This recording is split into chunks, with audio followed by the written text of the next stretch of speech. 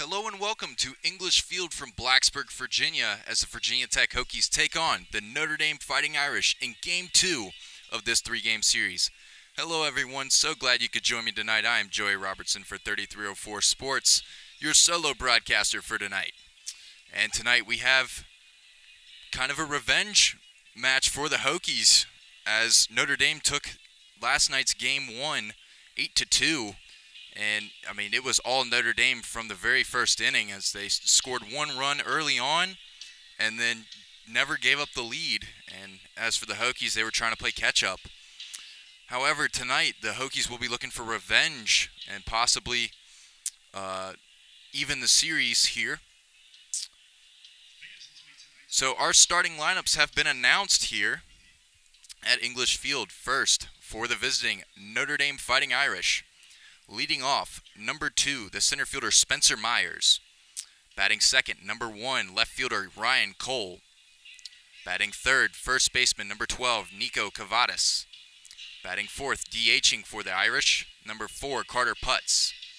Batting fifth, third baseman number 9, Jack Branigan. Batting sixth, second baseman number 16, Jared Miller. Batting seventh, right fielder number 42, Brooks Coetze. Batting eighth, catcher number 3, David Lamanna. Batting ninth, shortstop number 14, Zac Prashner.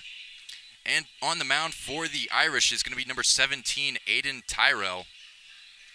And now for the home team, the Virginia Tech Hokies, leading off, right fielder number 19, Gavin Cross. Batting second, left fielder number 23, Tanner Thomas. Batting third, shortstop number 8, Tanner Schobel. Batting fourth, DHing number 7, TJ Rumfield. Batting fifth, third baseman number 26, Kevin Madden. Batting sixth, first baseman number 33, Nick Holisa. Batting seventh, second baseman number 24, Nick Biddison. Batting eighth, center fielder number 31, Jack Hurley. And batting ninth, catching for the Hokies, is going to be number 41, Dane Leonard. And on the mound for the Hokies tonight is number 34, the right-hander, Anthony Simonelli. He is known as the Hokies ace around here, posting a 3.8 ERA. He is 5-1 on the year in 11 appearances. He's pitched 60 innings. He's given up 38 hits, 30 runs, 26 of them earned. Given up 26 walks and has tallied 68 strikeouts. Your home plate umpires for tonight's game. Behind the plate, Mike Jarobe. At first base, Tony Carrilli. At second base, Jose Esteras. And at third base, Danny Everett. So starting lineups are being announced here, and we were just about ready to get underway with the national anthem. While they attend to the pregame festivities, I will take a short break here. Stay tuned for the start of the game here on 3304 Sports. Inner Sandman blaring on the loudspeakers here at English Field. That only means one thing if you're a Virginia Tech fan. That means it's almost time for a sporting event, as strains of Inner Sandman have become the tradition here at Virginia Tech. It was first started with the Virginia Tech football team running out to Metallica's Ballad. And, now every sport here has adopted it. And as Anthony Simonelli warms up on the mound for the Hokies, we're just about ready to get underway from English Field. Notre Dame wearing gray uniforms, gray pants, and really almost a gold chrome helmet. Very shiny. I might have to put on my sunglasses if I stare directly at the helmets. And as for the Hokies, they are wearing their white hats with orange bills and maroon back on the hat. Their white uniforms, white pants, and orange, maroon, and white socks. So Simonelli walking towards the mound as we are just about ready to get underway here from Blacksburg. It's Game 2 between the Fighting Irish and the Hokies. And up to bat first for the Irish is going to be number 2, the center fielder Spencer Myers. Myers hitting .276 on the year.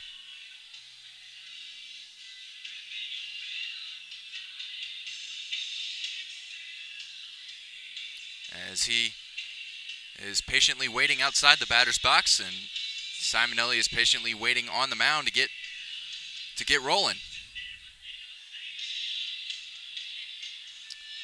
And we now get the signal for the start of play from home plate umpire Mike Jarobe. So Myers will step into the left-handed batter's box to face Simonelli. Here's the first pitch. Strike on the outside part of the plate.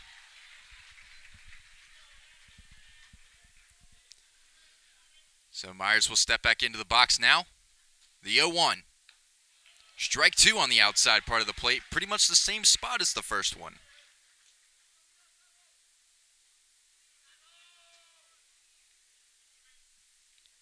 Simonelli gets him with an 0-2 count early. Here's the pitch. Strike 3! Mike Jarobe rings up Spencer Myers, and Anthony Simonelli will start off this game with a strikeout.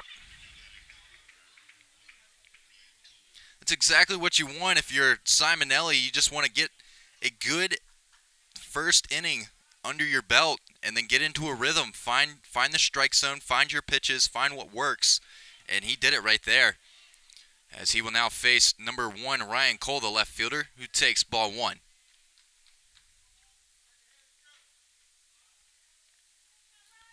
Simonelli works at a pretty quick pace. Here's the 1-0. And a check swing from Cole there for strike 1.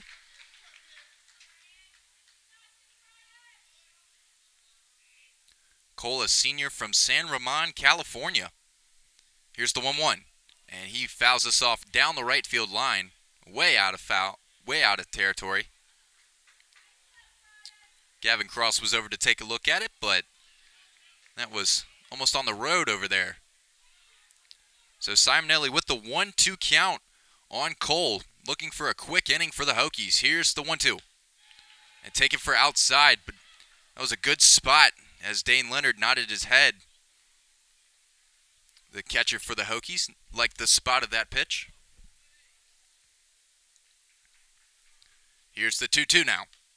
Taking ball outside.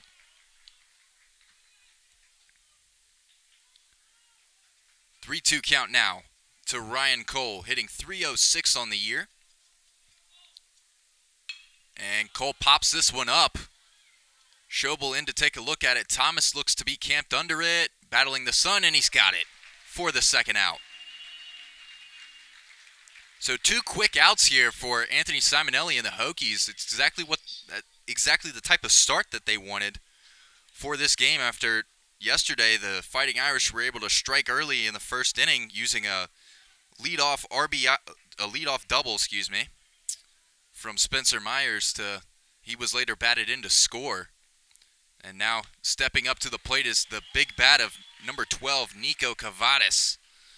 And Cavadas is on all kinds of watch lists this year for the Fighting Irish as he swings and misses for strike 1. Here's the second pitch, taken outside for ball 1. Cavadas is on the 2021 Golden Spikes Award midseason watch list, and the Golden Spikes Award is basically the Heisman for college baseball. Here's the 1-1 to Cavadas. Taken outside for ball 2. He was also named to the 2021 D1 Midseason All-American and the Branigan Collegiate Slugger Award. Here's the 2-1 to him. Takes it for ball 3 on the outside.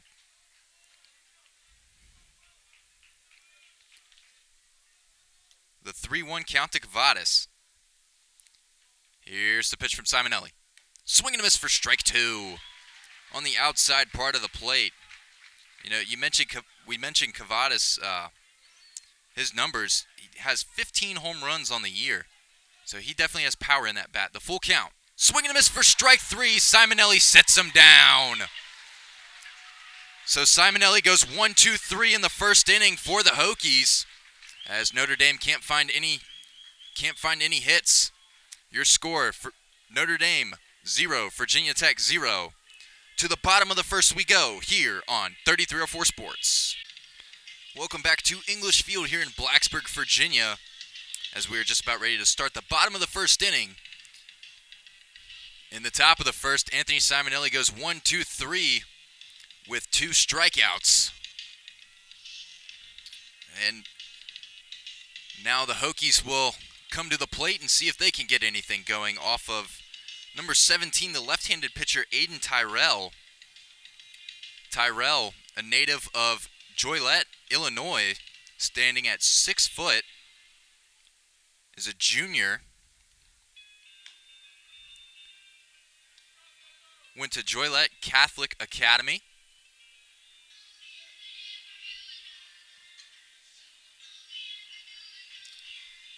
So now, leading off for the Hokies is going to be number 19, the right fielder, Gavin Cross.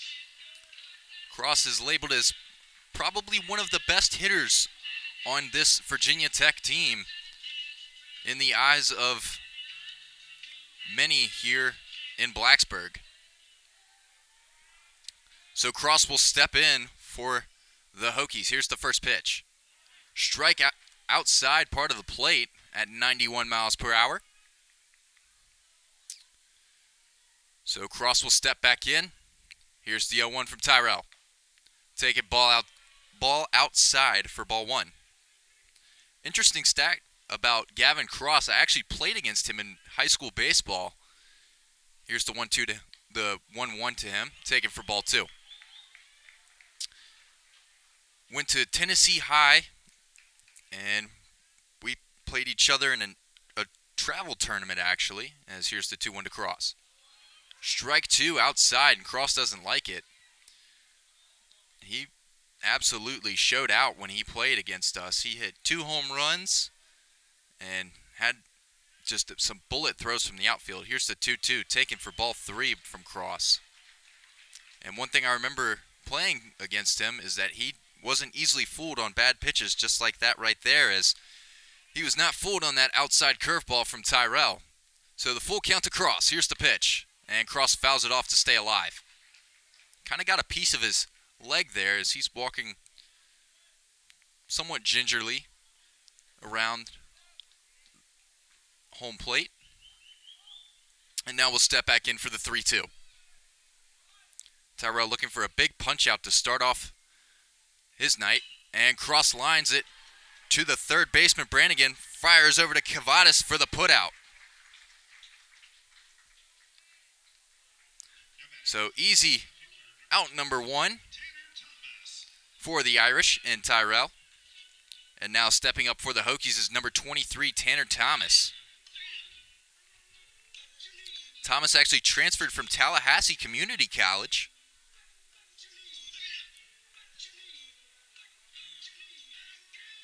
As he steps into the left-handed batter's box, 2 lefties to start off the day, facing the left-handed pitcher, Tyrell.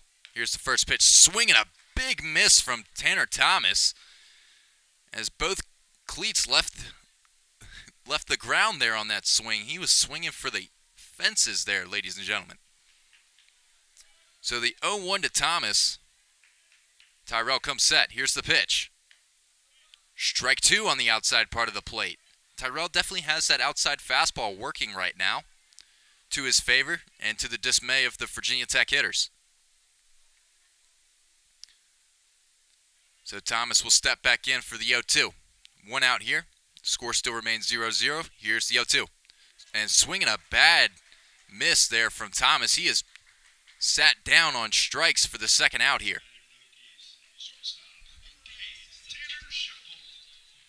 And now stepping up for the Hokies is going to be number 8, Tanner Schobel. Schobel, a true freshman this year, hitting .277. Part of the three-headed monster that is Gavin Cross, TJ Rumfield, and himself, Tanner Schobel, for this Virginia Tech offense that has been so good this season. He takes ball 1. Here's the 1-0. And Schobel pops this one into right field. There to make the play is Brooks Coetzi, and the Hokies are retired here in the bottom of the first. So no hits, no runs are scored. Our score still remains 0-all here at the end of the first inning. To the top of the second we go here on 3304 Sports. Getting ready to start the top of the second inning here at English Field, as the Hokies couldn't find anything going, or couldn't get anything going in the bottom of the first. So Simonelli is back out on the mound after a shutdown first inning. And now we are waiting for the time in between innings to dissipate. And now we get the resume play from the home plate umpire, Mike Giroux. Stepping up for the Irish is the designated hitter, number 4, Carter Putz. Here's the first pitch to him, and Simonelli spikes it way before the plate for ball 1 at 90 miles per hour on that pitch. So Simonelli will come set and get his sign. Here's the 1-0. And swinging a foul tip from Carter Putz. 1-1 count now. Putz, a native of Belton, Missouri, went to Bishop Meade High School. He's a junior at Notre Dame as it is right now. As here's the third pitch to him. He takes it for ball 2.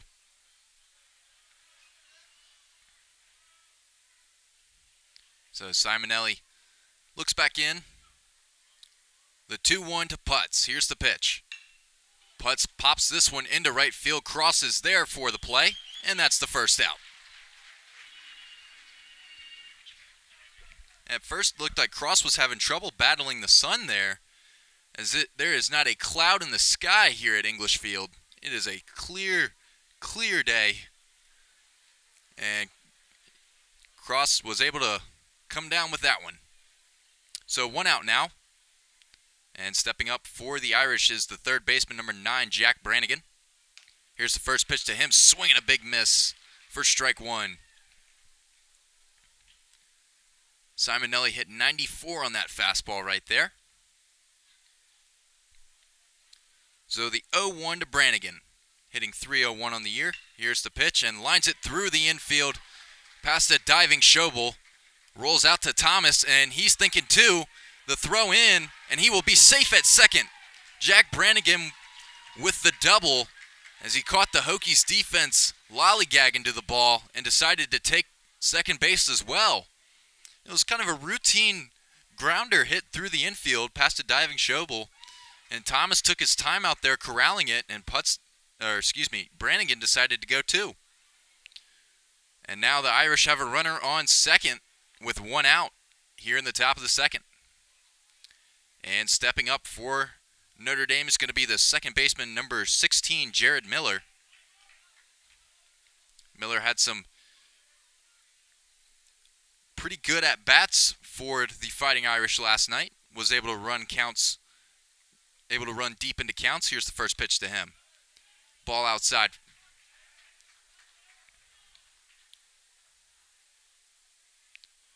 And now Dane Leonard will call time to discuss something with Simonelli out there on the mound.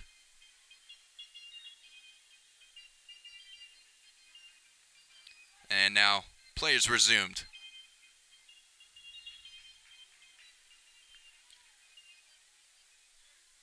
So Simonelli will toe the rubber here. And he will look in and now look at the runner Branigan on second. Now comes set. The 1-0. And Miller pops this one into center field. Hurley's back on it, and he is there to make the play. However, Brannigan tags up and will advance to third. That's not exactly what you wanted if you're the Fighting Irish, but you'll take it, advancing the runner to third. Now an easy single will score a run, and you take another early lead, just like you did in Game 1. Definitely what the Fighting Irish and manager Link Jarrett would love to do here, especially on a pitcher like Simonelli. So now stepping up is number 42, Brooks Coetzee. He will take it for ball 1 outside.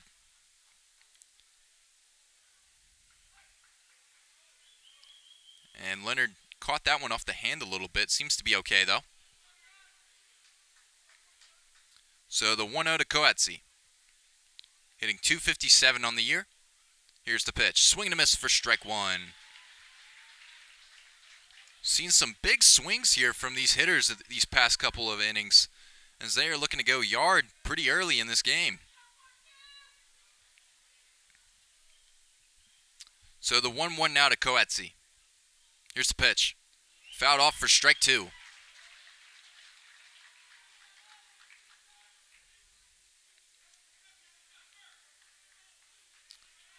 And Simonelli looking for a big punch out to get the Hokies to the bottom of the second here.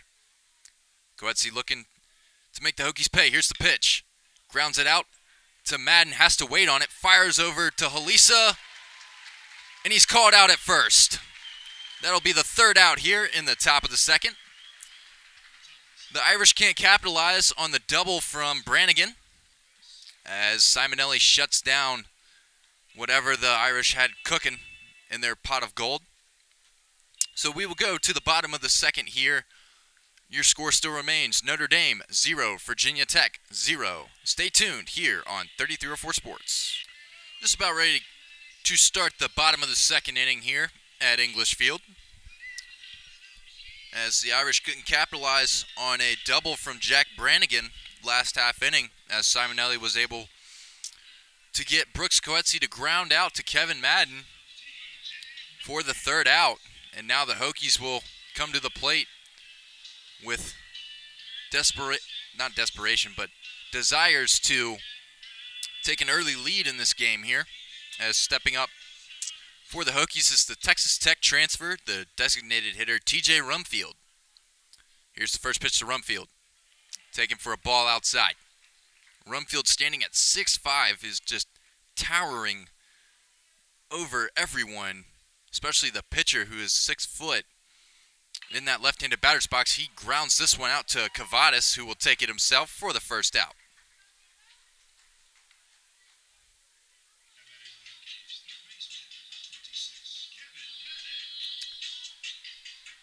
So that's one out now for Tyrell.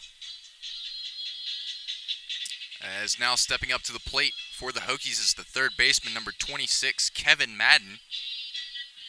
Madden hitting .321 on the year. Was 2 for 3 in last night's ball game.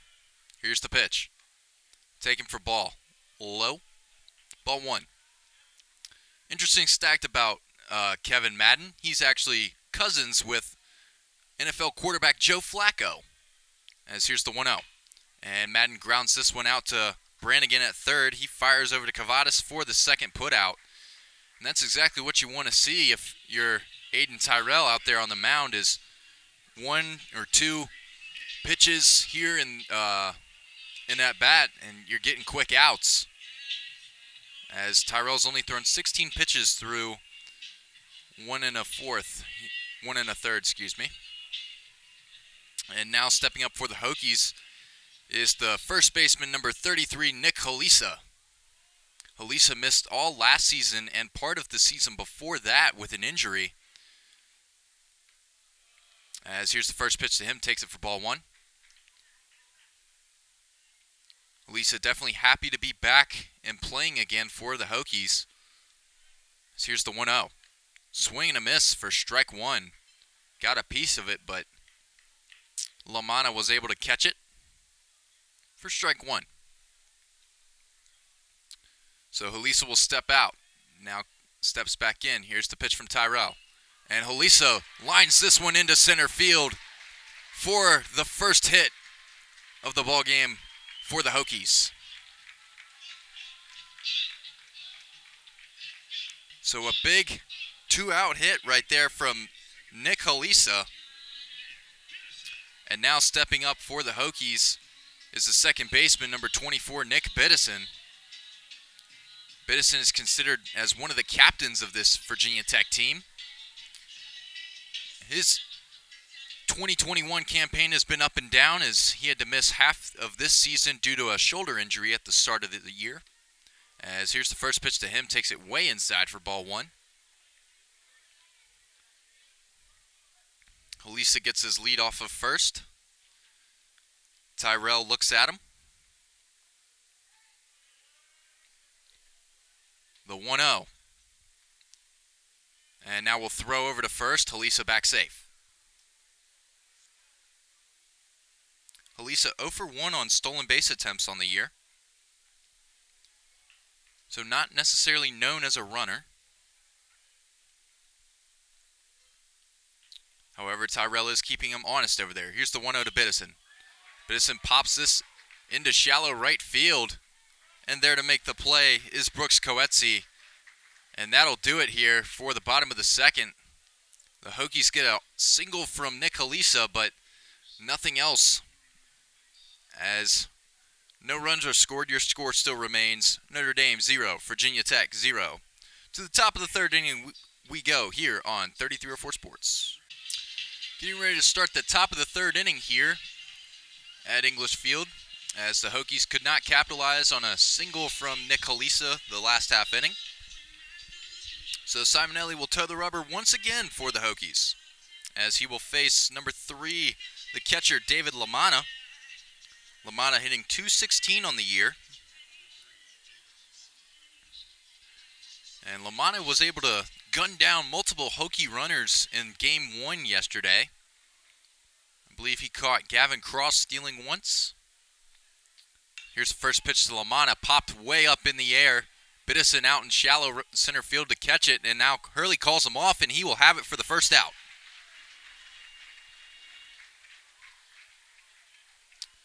So 1 pitch, 1 out for Simonelli here to start the top of the third.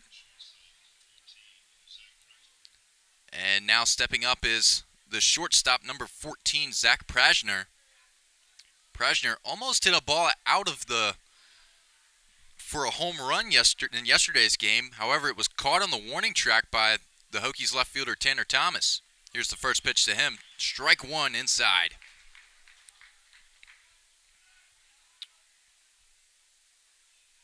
So Prashner steps out, now steps back in. Here's the 0-1. Simonelli working very quick, takes it for ball 1. However, Prashner can barely get set in the box before Simonelli's ready to fire once again. Here's the 1-1. Prashner lines it into center field. This is going to be a single for the Irish, as that is quickly thrown in from center field by Jack Hurley. And the Irish have something brewing with 1 out.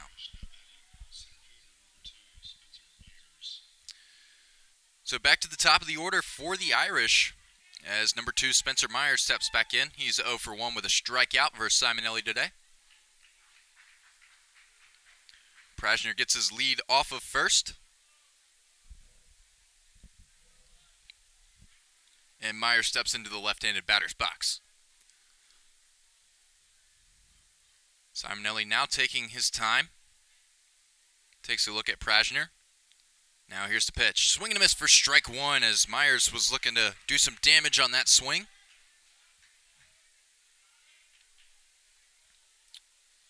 So the 0-1 to Spencer Myers, hitting .275 on the year. Prashner gets his lead off of first. Here's the 0-1. Strike 2 on the outside part of the plate at 94 from Simonelli. His fastball normally sits around 94. His off-speed normally around 80 to 84. Has multiple pitches in his arsenal, including a slider and a curveball. And a 2-seam and 4-seam fastball. The 0-2. Taken for ball 1 on a very close pitch there on the outside part of the plate.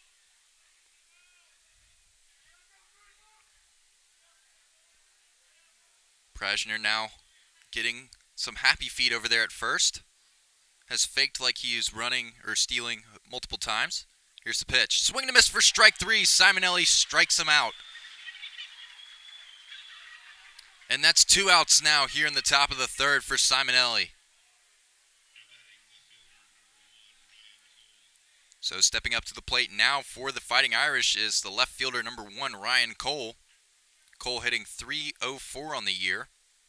Is 0 for 1 today with a ground out in the first inning.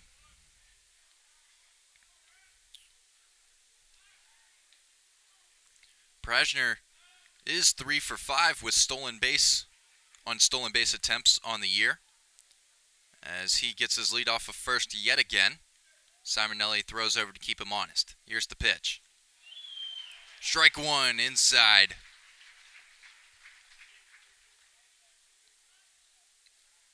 Simonelli has command on the mound here tonight. pounding the strike zone. So the 0-1 to Cole. Here's the pitch. And Cole gets a hold of this one deep into left field. Thomas back on it at the wall, and it's gone! Ryan Cole with a 2-run shot for the Irish, and they take a 2-0 lead here in the top of the third.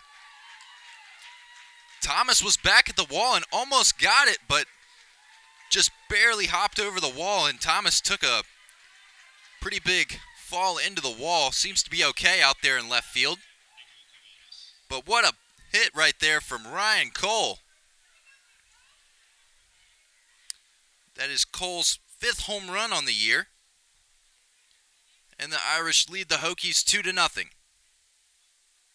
And now Simonelli is going to appeal over to third base as if he didn't touch third. No call from the umpire, however. Everyone's kind of standing around confused. So stepping up is the big bat of Nico Cavadas, the first baseman for the Irish. 0 for 1 on the day with a strikeout. Here's the first pitch. Ball outside for ball 1. Simonelli not used to giving up home runs. Maybe his rhythm has been shaken. Here's the 1-0. Ball 2 outside.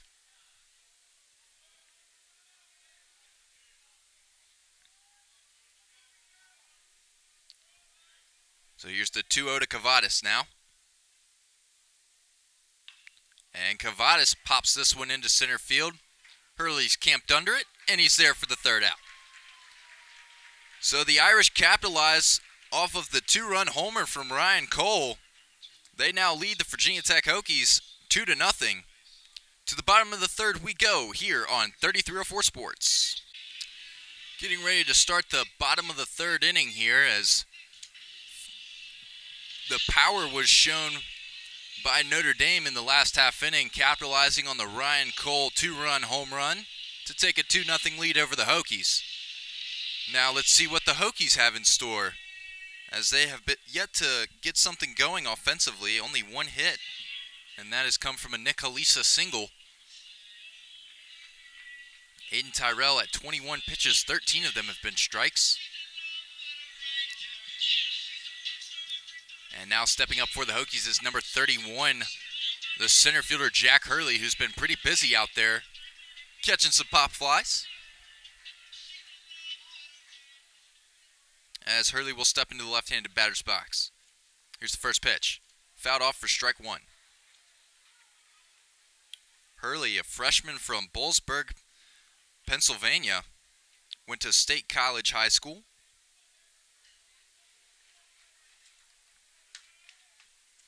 He's been one of the young guns for this Virginia Tech team. Here's the second pitch to him, and he fouls it off. And a nice play made out there by the first base coach for the Hokies.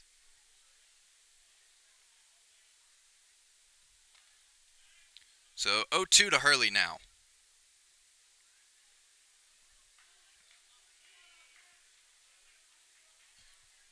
Hurley looking to get this Hokies offense jump-started here. Here's the pitch. Taken for ball outside, and that one gets away from Lamanna, but no one's on base, so he doesn't have to worry about it. And now Hurley will step back in. The 1-2 from Tyrell. Here's the pitch. Taken for ball 2 outside on the off-speed 81-mile-per-hour curveball.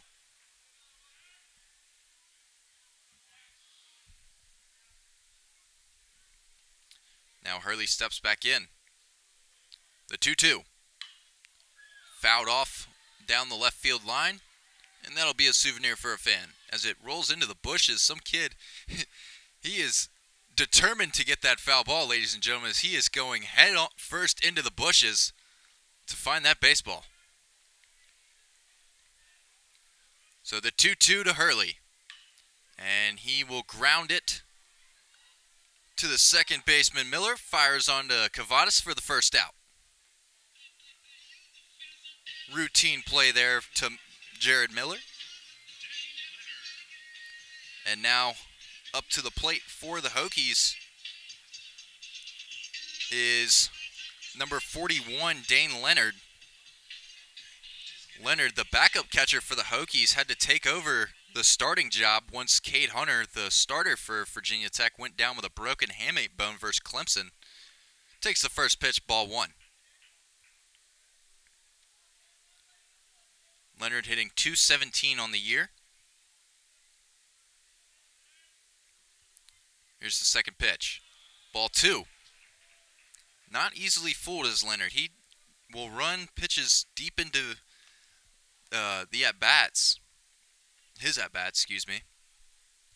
Not easily fooled. Here's the 2-0. And Leonard gets a hold of this one into left field. And there to make the play is Ryan Cole. So that's the second out here in the bottom of the third.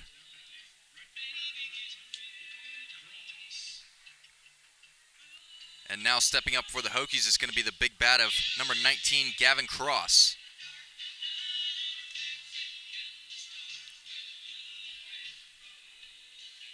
Cross with the Nitty Gritty Dirt Band walk-up song, Fishing in the Dark, a country classic. Here's the first pitch to him, taken for strike on the outside part of the plate. The 0-1 to Cross. 2 outs now in the bottom of the third for Tyrell. Here's the pitch. Swinging a bad miss. Cross looked to be fooled on that pitch for strike 2.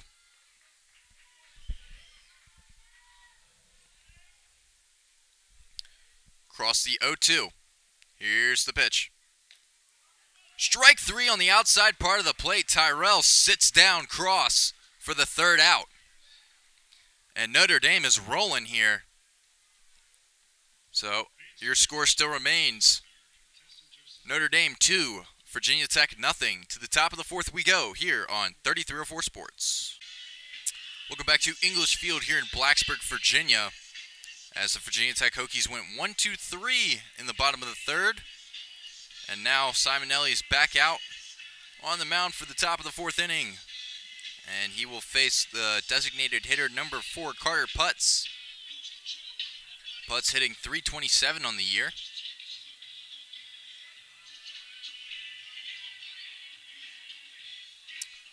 Putz was named back in 2020 D1 Baseball's top ACC 2021 draft prospect, number 50 on the list.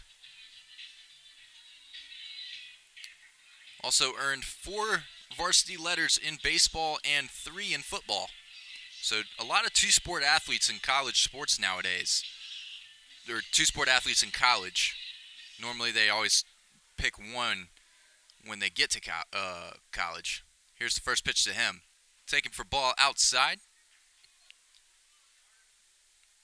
For ball 1. The 1-0 to Putz now. Here's the pitch. Ball 2 as Simonelli seems to be losing control of his command here a little bit.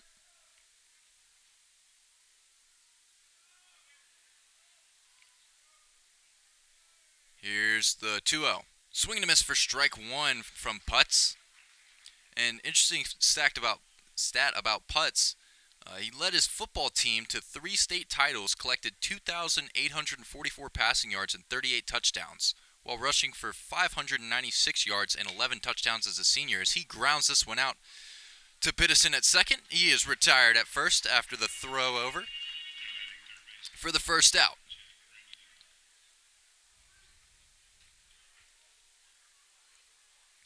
So 1 out now here in the top of the fourth. As stepping up for the Irish is the third baseman, number 9, Jack Branigan. Brannigan, a native of Orland Park, Illinois, went to Marist High School, takes the first pitch for ball high.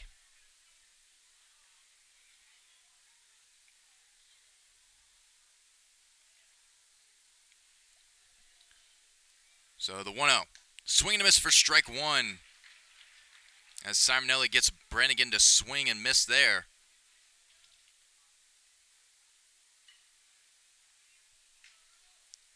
And now Branigan will step back out. Here's the pitch. Swing and a miss for strike 2. as he got Branigan to swing at a ball in the dirt there.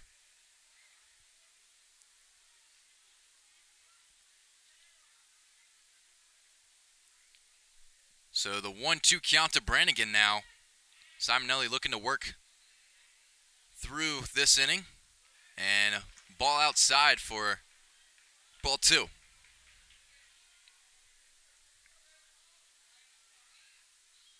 So Brannigan steps out, now steps back in. The 2-2 to Brannigan. Here's the pitch from Simonelli. Taken for ball 3 outside. Not easily fooled is Brannigan. Brannigan is hitting .306 on the year. 1 for 1 today. Here's the full count. Swing and a miss for strike 3. Simonelli strikes him out for the second out here in the top of the 4th. And you could hear the turkey call on the scoreboard there, as that is played every time a Hokie tallies a strikeout here at English Field. So now stepping up to the plate is number 16, the second baseman, Jared Miller. 0 for 1 on the day. Here's the first pitch. Swing and a miss for strike 1. Simonelli starting to find his rhythm again. Working very quick as he's already set and ready to pitch again. Just waiting on the batter to step back in the box. Here's the 0-1. And Miller showed bunt. Didn't pull back. That is strike 2. Was trying to drag bunt down the third base side as Kevin Madden was playing back behind the bag. Would have been a tough play for him had he had bunted it into fair play. The 0-2 to Miller. And Miller gets a hold of this one into right field, but Cross is right there for the third out. And 1-2-3 inning for Simonelli once again. No runs are scored in the top of the 4th. Your score still remains Notre Dame 2, Virginia Tech 0. To the bottom of the 4th we go here on 3304 Sports. Getting ready to start the bottom of the 4th here, as the top half of the Virginia Tech lineup will come up to the plate this inning and face Aiden Tyrell, who has tallied 2 strikeouts, only given up 1 hit in 3 innings work. Is at 33 pitches, 21 of them have been strikes. And stepping up for the Hokies is number 23, the left fielder Tanner Thomas, hitting .289 on the year. He's 0 for 1 today. And Thomas will step in to face Tyrell. Here's the first pitch. Thought about it, and yes, he did go, according to the third base umpire, Danny Everett. It was a check swing there from Thomas, and Thomas looked at Everett like, really? Come on, man. I did not go. But Danny Everett said, yes, you did. Strike 1. Here's the 0-1 now. And Thomas pops this one into center field. Myers is camped under it for the first out.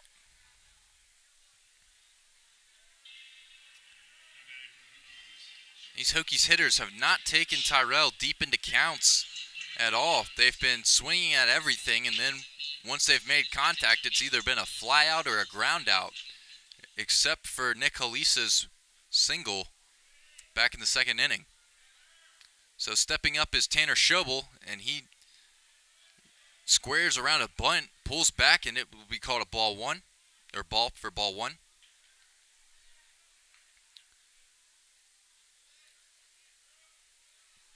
Here's the second pitch. Taken for ball 2. Schobel looking to get something started here for the Hokies. Here's the 2-0. Taken for ball 3 as it skips in the dirt before it got to the plate. Pretty hefty crowd out here at English Field tonight. A lot of families out at the ballpark on this Friday night. Here's the 3-0. Strike 1. Schobel was demonstrating a classic 3-0 take. The 3-1 now. And Schobel grounds this one to the shortstop. Prashner fires over to Cavadas for the second out. So 2 quick outs once again for Aiden Tyrell here. And now stepping up for the Hokies is the designated hitter, number 7, TJ Rumfield.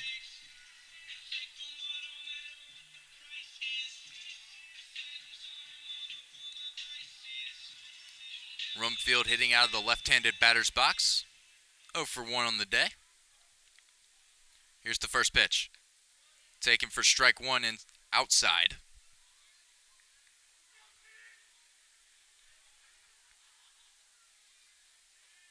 And now Rumfield will step back in. Here's the 0-1. Taken for ball 1 outside. Yeah, Tyrell does have that lefty off-speed pitch working at 82 miles per hour, tailing out of the zone away from these left-handed hitters. Here's the 1-1. Rumfield thought about it, but it will be called a ball. Ball 2. He almost looked at the home plate umpire, Mike Jarboe, excuse me. Here's the 2-1, and Rumfield fouls it off for strike 2.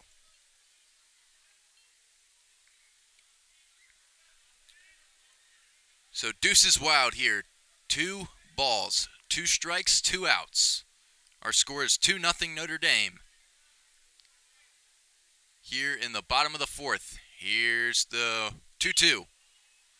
And Rumfield pops it up into fair play. Fielded by Branigan, but the throw is offline, and Cavadas had to come off the base for it. Rumfield's safe at first.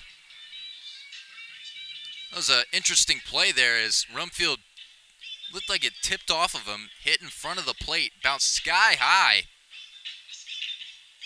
and landed into fair territory. Rumfield stood there for a minute looking up to see where it was going to land. Then once he realized it was going to land fair, he took off running. And looks like the third base umpire, Danny Everett, couldn't really see it that well.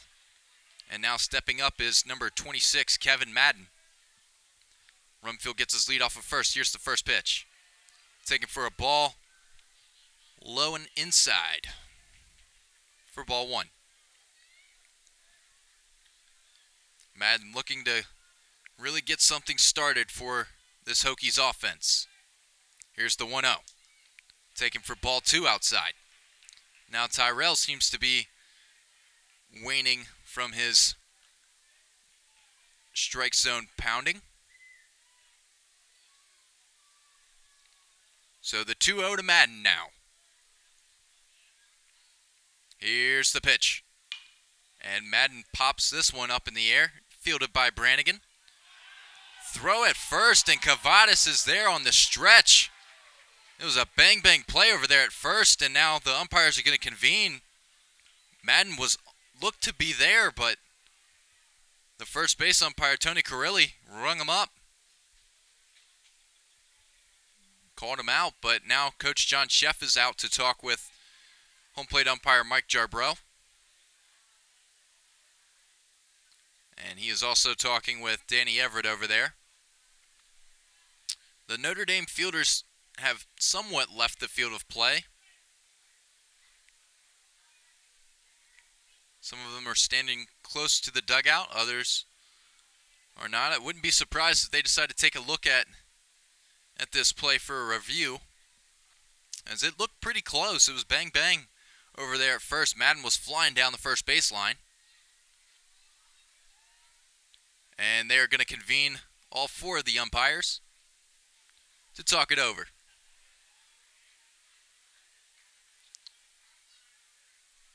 A little mini convention out there right in front of the pitcher's mound. Madden signaled safe, like he thinks he's safe. And the way he reacted made it look like he thinks he's safe by opinion. They will go to review here, folks.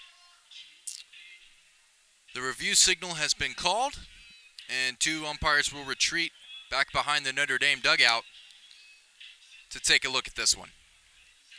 So while they take a look at the review, I'm going to take a short break here. Stay tuned as we will have the results of the review here on 3304 Sports. Welcome back to English Field, and they have gone to review and they have called him out. The discrepancy was the throw beat Kevin Madden by a mile, but Cavadas' foot seemed to come off the bag there for quite a second, and I guess it was indisputable that they had to go with the call on the field. So that's going to be the end of the bottom of the fourth. The Hokies still can't find anything as far as runs. Your score still remains Notre Dame 2, Virginia Tech 0. Welcome back to English Field here in Blacksburg, Virginia, as we are about ready to start the top of the fifth inning.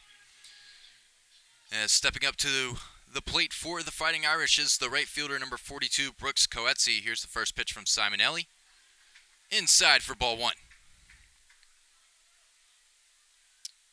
Simonelli at 54 pitches, 34 of them have been strikes, giving up 3 hits, 2 earned runs as Kohlhepp grounds this one.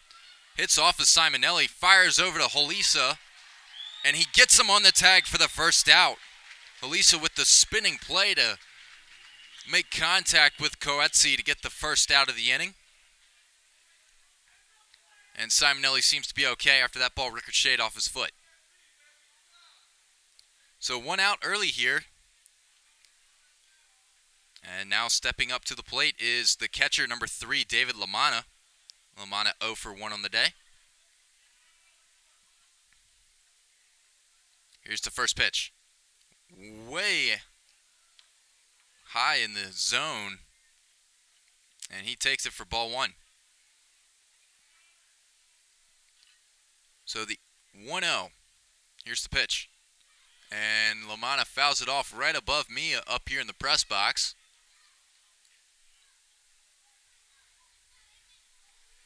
For strike 1. So the 1-1 count to Lamanna. Simonelli rocks. Here's the pitch. Ball 2 high. Just about the same spot as the first one.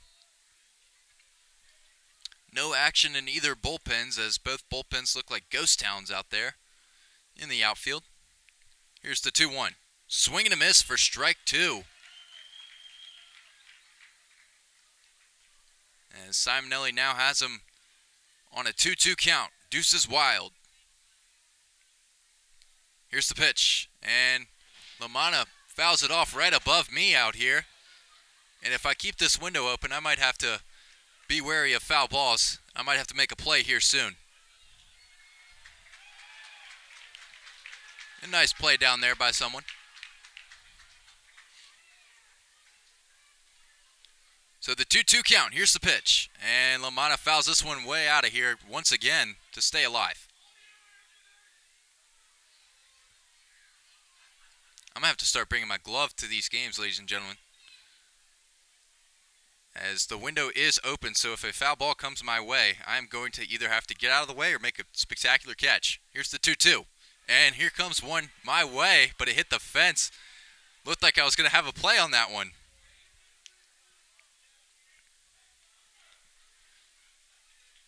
So the 2-2 count now to Lamanna. 1 out in the inning. Notre Dame still leads the Hokies 2-0.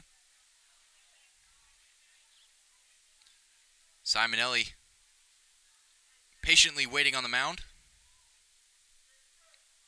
The 2-2.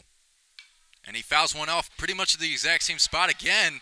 And a nice catch is made out there by a gentleman in the suite.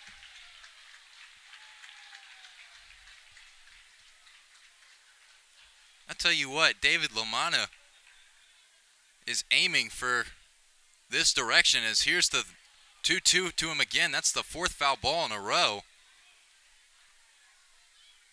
as he is battling at the plate right now. Simonelli can't find the pitch to put him away here.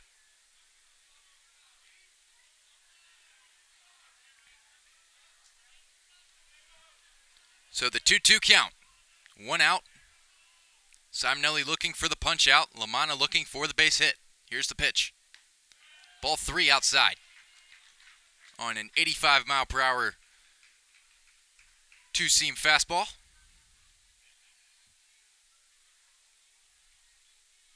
Here's the 3-2, and Lamanna fouls it off down the first base line.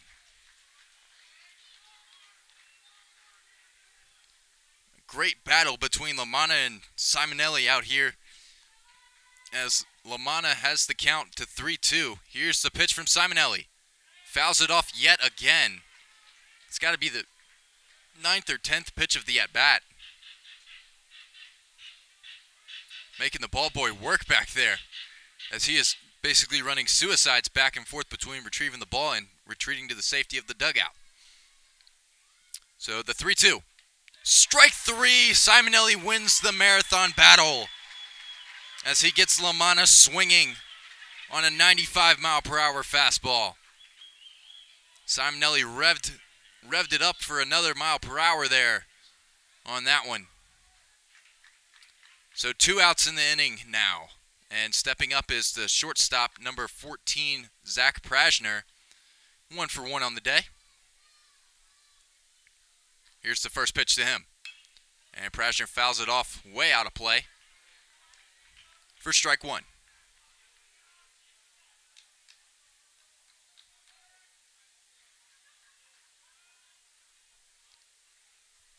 So 0-1 now to Prashner. Here's the pitch. And Simonelli lost control of that one as he spiked it into the left-handed batter's box for ball 1.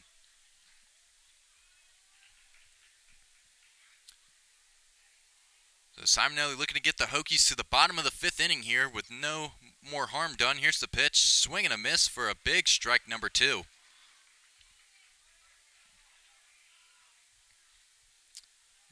Possibly some activity out in the Hokies bullpen. Maybe not, as the player in question sat down. So the 1-2 count now to Prashner. Simonelli looking to end the half inning here for the Irish. Here's the pitch. And Prashner fouls it off. And the count remains 1-2. Once again, the ball boy absolutely working out there. Blistering speed. If I'm for Virginia Tech, I might ask him to pinch run a game or 2. Here's the 1-2. Strike 3 on the curveball from Simonelli, and he is fired up, ladies and gentlemen. Simonelli gets the Hokies out of the top of the 5th. No harm done. Your score still remains Notre Dame 2, Virginia Tech nothing, as Simonelli walks off the mound emphatically to the dugout. To the bottom of the 5th we go here on 3304 Sports. Just about ready to start the bottom of the 5th inning here from Blacksburg, Virginia. As the sun hasn't set quite yet, but there are shadows creeping all over the field. As starting off the Hokies offense is going to be number 33, Nick Halisa. Halisa 1 for 1 on the day with that single. Here's the first pitch to him. And Halisa gets a hold of this one into left field. Looks like Cole had trouble with it, but is able to gather it for the first out. The sun is really starting to get to these outfielders here at English Field. So just like that, 1 pitch and 1 out for Tyrell. And now, number 24, the second baseman, Nick Biddison, will step up to the plate. He is 0 for 1 on the day.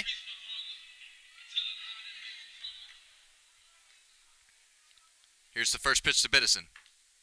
Strike inside. Biddison, a native of Glen Allen, Virginia, went to St. Christopher's High School. Here's the second pitch. Ball 1, low and inside.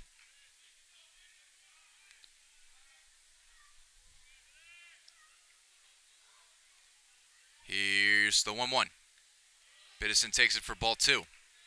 Biddison's kind of been all over the place as far as summer league teams. Played a couple seasons with the Peninsula Pilots out in Norfolk. Here's the 2-1, takes it for ball 3. 3-1 to Biddison now.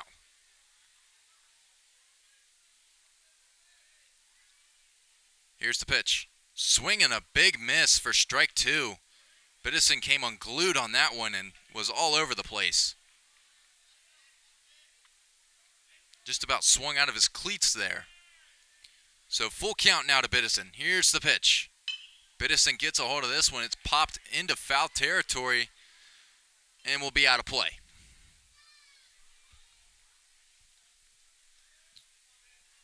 So the 3-2 once again. Biddison really trying to jumpstart this Virginia Tech offense as Tyrell has been shut down, only giving up 2 hits. Here's the 3-2. Strike 3. Biddison does not like the call at all, as he is rung up on the pitch that seemed to be low in Biddison's opinion. So that's the second out here in the bottom of the 5th. And now stepping up is number 31, Jack Hurley. Hurley 0 for 1 on the day. Looking to possibly get a 2-out rally started here. Here's the first pitch. Swinging a big miss for strike 1. These Hokies hitters are just coming absolutely unglued on everything in the strike zone and completely missing it. Hurley will step back in. The 0-1. Here's the pitch from Tyrell. And Hurley lines it down the line into right field, but it will be foul.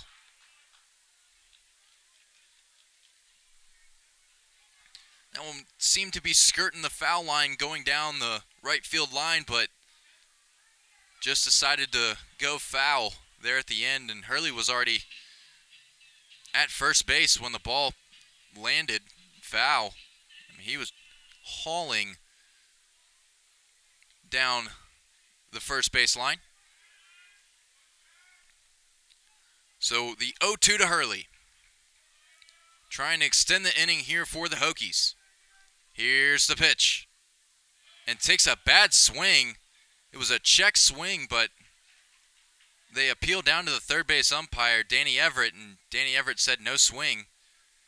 So 1-2 count now as Hurley remains alive. Now he steps back in. The 1-2.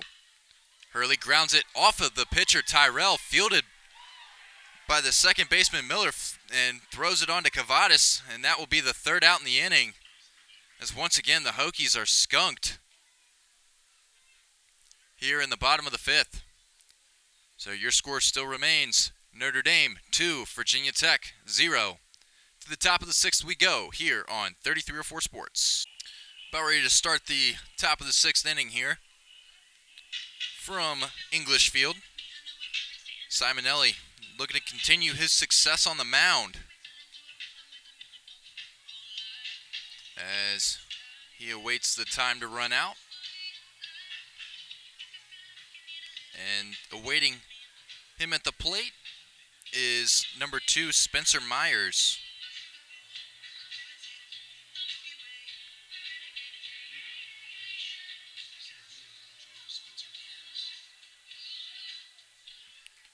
So Myers will step into the left-handed batter's box. He's 0 for 2 on the day. Here's the first pitch, but he lines this one down the right field line. It's down. Myers turns. He's heading towards second. Here's the throw from Cross in, and he slides in safe at second. Another leadoff double for Spencer Myers. That's 2 leadoff doubles in the past 2 nights. As there is action now in the Hokies bullpen. No action yet in the Fighting Irish bullpen. So runner on second for the Irish to start this inning off. And stepping up to the plate is number 1, Ryan Cole.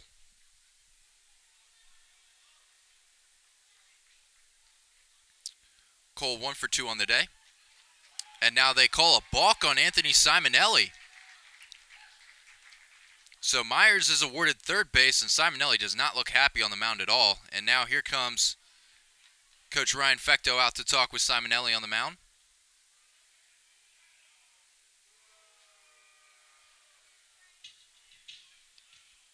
Not really sure what the umpire saw on that balk call there, but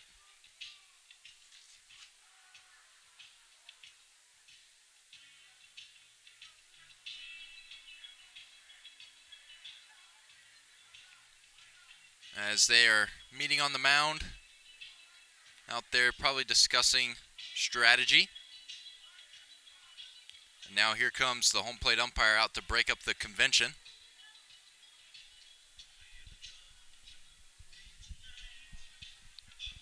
Notre Dame has really gotten after Simonelli tonight as far as getting runners on base early on in innings, and that has normally spelled trouble for Hokies hitters.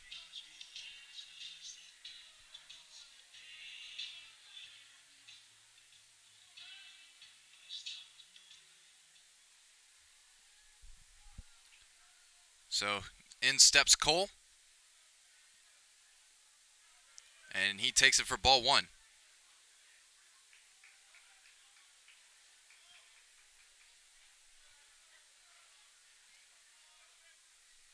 So the 1-0 to Cole.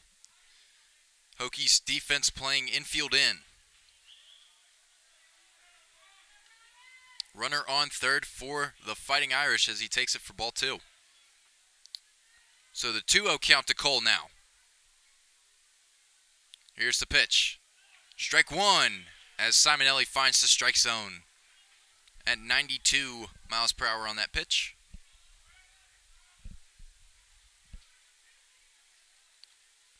Here's the 2-1. And Cole fouls it off for strike two.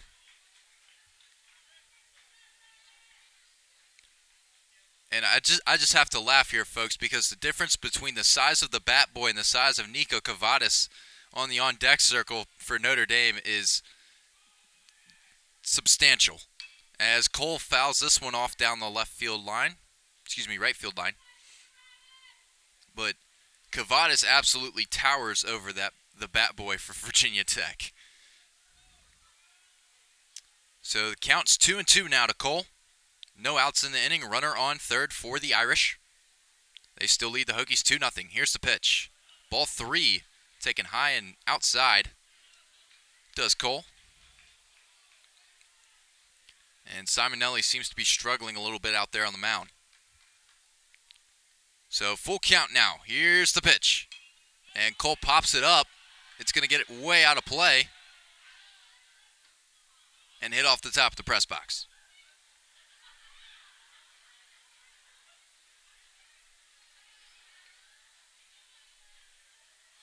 So Simonelli looking for the put-away pitch here against Ryan Cole.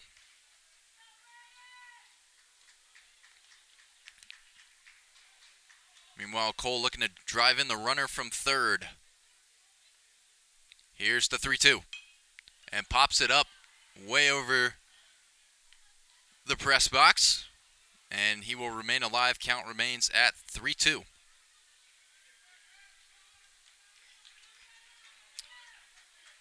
So full count once again to Ryan Cole. Here's the pitch from Simonelli. Taken for ball four inside. So runners on first and third now for the Irish as they smell blood in the water. As the Hokies are starting to struggle a little bit more here.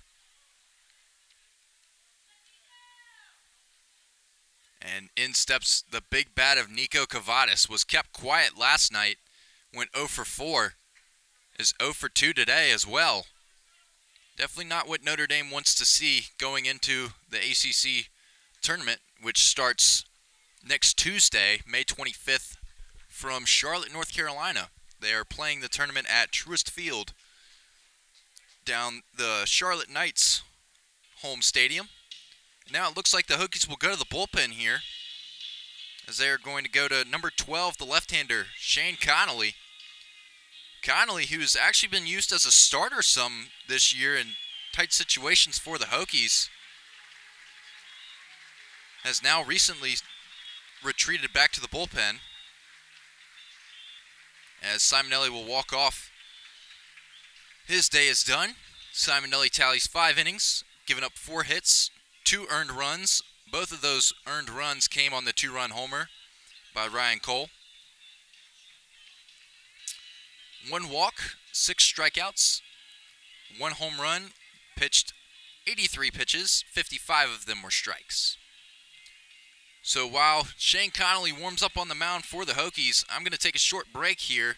Stay tuned for the rest of the top of the 6th inning here on 3304 Sports. Shane Connolly has warmed up for the Hokies and will hopefully go the rest of the way for them as he faces Nico Cavadas with runners on first and third. Here's the first pitch. Taken for a ball inside. Connolly, a left-hander,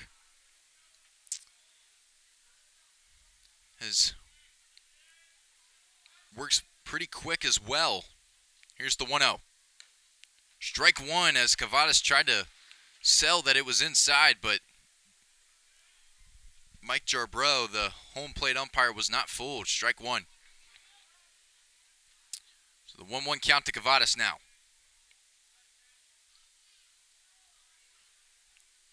Here's the pitch. Swing and a miss for strike two. Cavadas has been held very quiet in Game 1 and today in Game 2.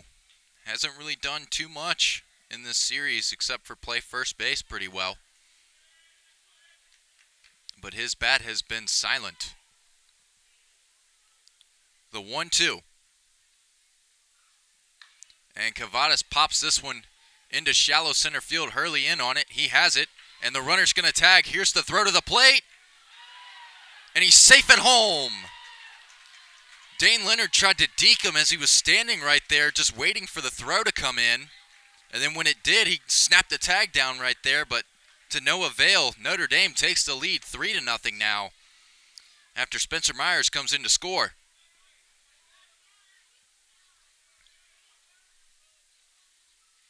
That was a pretty good throw out there from Hurley as well, though. It was right on the money, but just too much speed from Myers, and he was safe at the plate. So runner still remains on first. 1 out in the inning, as Connolly decided to throw over to try and get Cole, to no avail. And now stepping up for the Irish is designated hitter number 4, Carter Putz. Putz 0 for 2 on the day. Here's the first pitch. Taken for a ball outside. 1-0.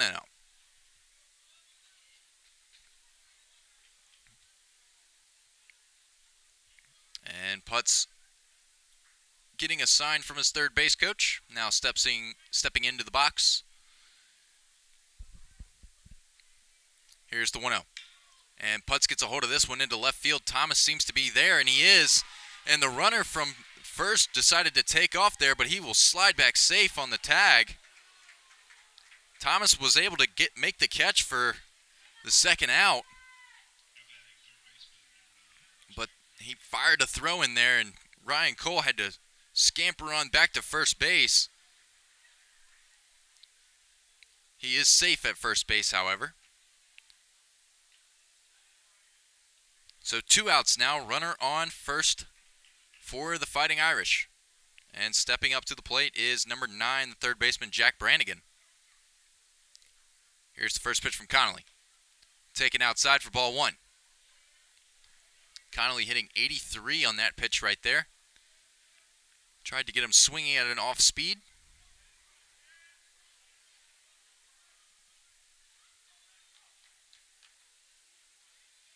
As Cole gets his lead off of first, here's the second pitch. Swing and a miss, and Cole took off on a delayed steal, and he's out at second. Dane Leonard guns down Ryan Cole, trying to steal second base. So that's the third out in the inning. However, the Hokies don't come out of it unscathed as another run is put up by the Fighting Irish. Your score now, Notre Dame 3, Virginia Tech, 0. To the bottom of the 6th we go here on 3304 Sports. Getting ready to start the bottom of the 6th inning here. Your score still remains Notre Dame 3, Virginia Tech 0. As stepping up to the plate is the man that made the last play, or the last out for the Hokies in the top of the 6th after he gunned down Ryan Cole trying to steal second base, is the catcher, number 41, Dane Leonard.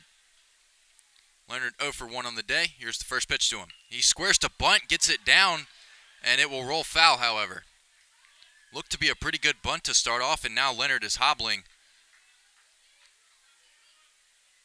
Looks like he hurt himself running to first.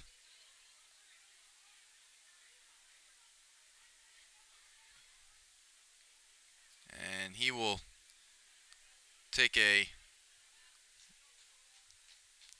hobbling run back to home plate to continue his at-bat. Looked like he might have tweaked something running to first base there. And now they're going to call time, and here comes the trainer out to check on him. And Leonard calls him off. So he seems to be okay.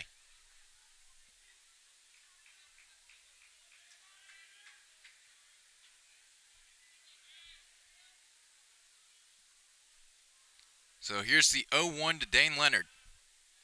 Here's the pitch. Taken for a ball outside. Ball 1.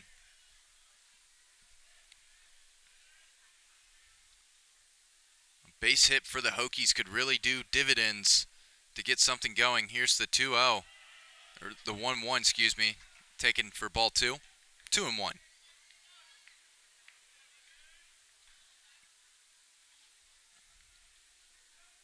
Leonard will step back in. Here's the 2-1.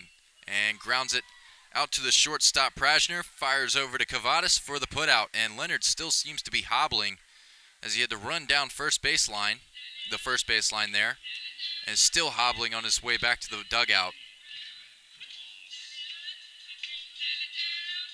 And now stepping up for the Hokies is back to the top of their lineup, number 19, the right fielder Gavin Cross. Held very quiet in this series as well. He's 0 for 2 today, and I believe was 0 for 3 last night. Here's the first pitch. Oh, and that one gets Cross right in the middle of the back. As he will take the free base, however. You could hear the thud from that pitch hitting the back of Gavin Cross from up here. However, the Hokies will take runners on base at any way possible after they are struggling to get their bats going. So, Cross on first now for the Hokies. 1 out in the inning. And number 23, Tanner Thomas, up to the plate. And now here comes the pitching coach for the Fighting Irish. As there is activity in their bullpen. They have yet to go to their bullpen this series, as last night John Bertrand, the starter for the Fighting Irish, went all 9 innings, tallying 8 strikeouts and only giving up 2 runs in their 8-2 win last night. And now here comes the home plate umpire, Mike Jarbeau, out to break up the meeting on the mound. Jarbeau probably said, come on, guys, we can't be taking this much time. We got to keep playing. So Thomas will step up to the plate. And if he gets a base knock here, that could really, really be a spark plug for this Hokies offense that has just been silent here today, other than 2 base hits. Here's the first pitch. Thomas takes it low for ball 1. As now Tyrell has to worry about Cross over there at first. Cross is 9 for 13 on stolen base attempts this year. So Cross can steal. However, the catcher for the Fighting Irish, Lamanna, gunned down multiple Hokies runners yesterday, so Cross might be a little hesitant to run. Here's the second pitch. It gets by Lamanna, and Cross will have an easy trot to second base.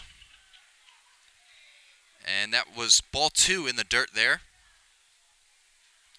Not something you see is a ball get by Lamanna like that. Normally he's pretty good at blocking. So now Thomas can come through big for the Hokies with a runner in scoring position.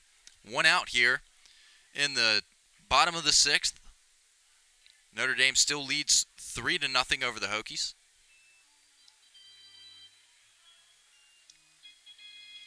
And now Lamanna calls time to have a couple words with Tyrell out there on the mound.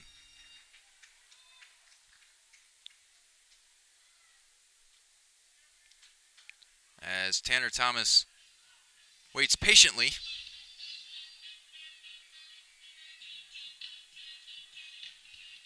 As bullpen activity resumes in the Notre Dame bullpen. And now here comes the skipper, Link Jarrett, for the Fighting Irish. And that looks to be the end of the day for Aiden Tyrell.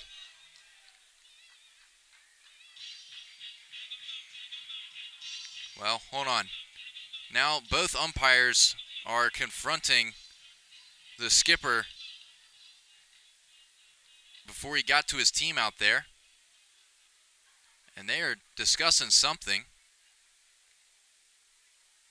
being pretty emphatic about it.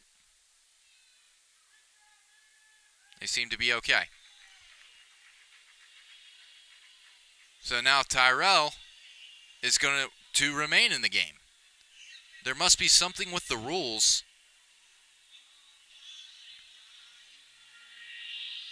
Hold on, now what's going on?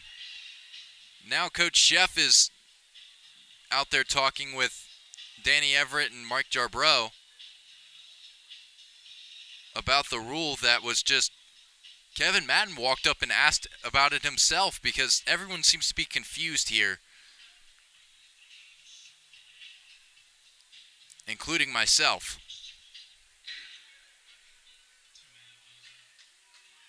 And now Coach, the third base coach, Kurt Elbin, for the Hokies is going to get an explanation as well.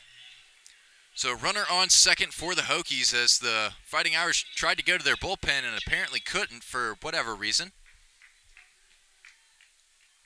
As here's the 2-0, and Thomas fouls this off for strike one.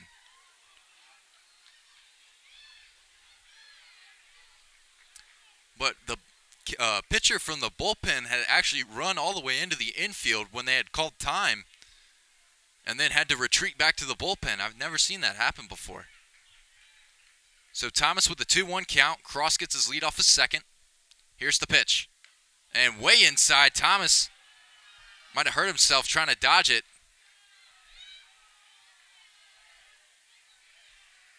And now Thomas is saying it hit him. And Mike Jarbrough is saying it did not and shaking his head emphatically. Thomas trying to play it off a little bit. And now here comes Coach John Sheff out to argue. As the crowd here is voicing their displeasures as well.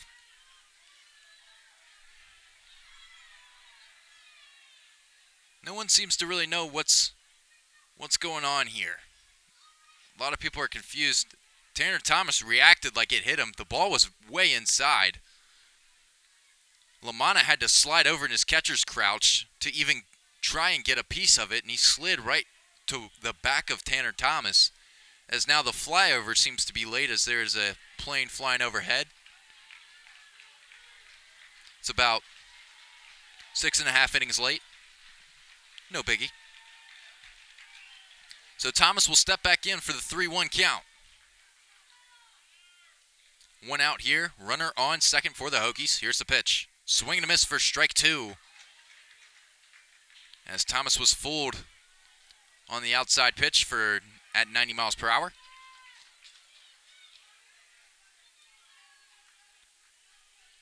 So Thomas steps out for a big full count pitch here.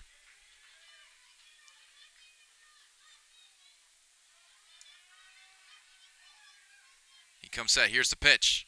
And Thomas dribbles it out to the second baseman, Miller. He will fire it onto Cavadas for the second out, but Cross will advance to third on the play. Not exactly what you wanted if you were the Hokies offense, but now here comes the Notre Dame skipper out to make the pitching change.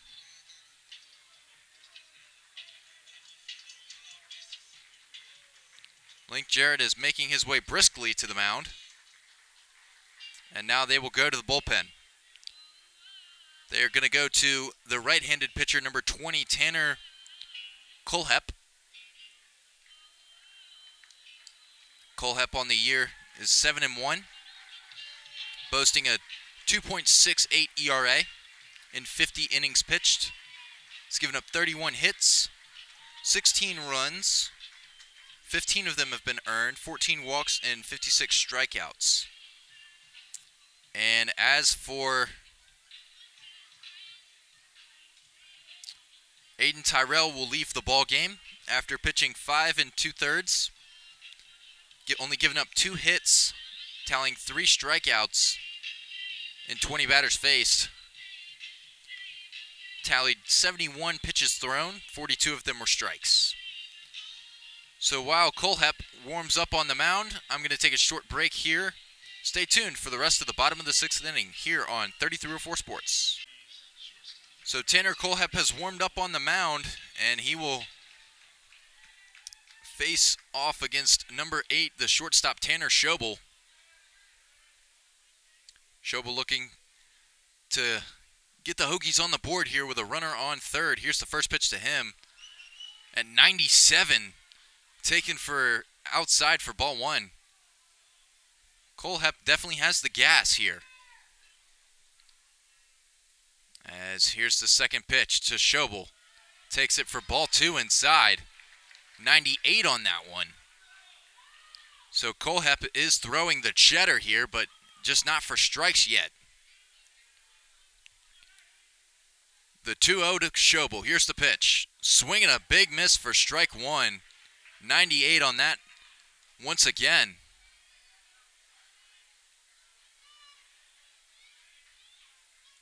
So Schobel will step out, now step back in. The 2-1. Here's the pitch. And Schobel grounds it out to Miller at second. He throws over, and Cavadas is there for the 3rd out. The Fighting Irish extinguished the flames of a comeback that the Hokies were trying to make. And that is detrimental to the psyche of this Virginia Tech team. But if you're Notre Dame, you love to see those flames be extinguished. So the Hokies can't strike on the single from Gavin Cross. Our score still remains Notre Dame 3, Virginia Tech 0. To the top of the 7th we go here on 3304 Sports. Getting ready to start off the top of the 7th inning here. Your score still remains Notre Dame 3, Virginia Tech 0. The Hokies had a runner on third, but ended up leaving him stranded after a ground out to end the inning.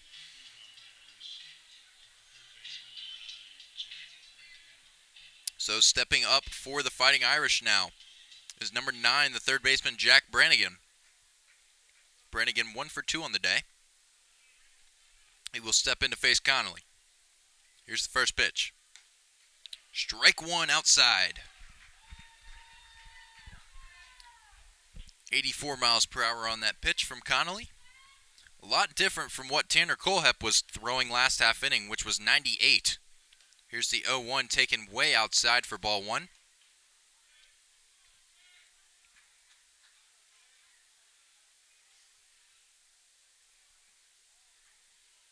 So here's the 1-1 now to Brannigan. Here's the pitch. Swing and miss for strike 2. Connolly got him on the wiffle ball of a slider there. That was all over the place as far as movement.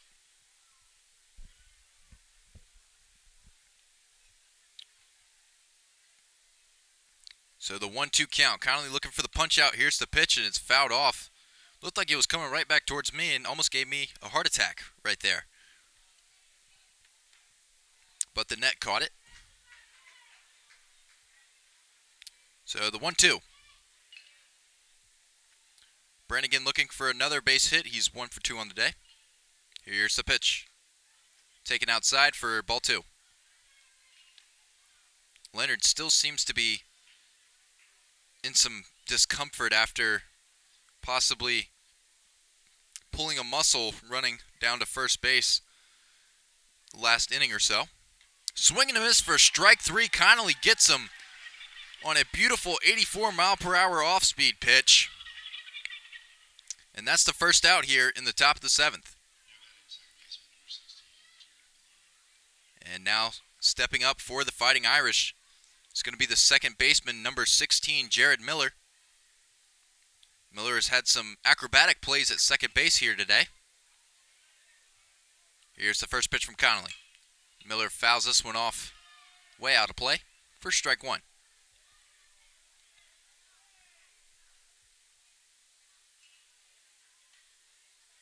So the 0-1 to Miller now. He is 0 for 2 on the day, hitting .267 on the year. Here's the pitch. And that one hits off of Miller. And the Hokies crowd does not like the call.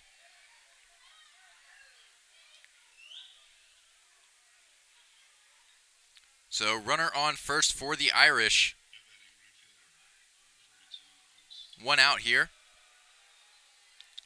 And now stepping up to the plate for Notre Dame is going to be number 42, Brooks Kohlhepp.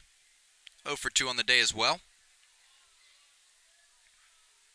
Connolly looks in, gets his sign, now checks the runner at first, throws over to first. Halisa had to make some contact there with Miller to get to that ball, but everyone's back safe.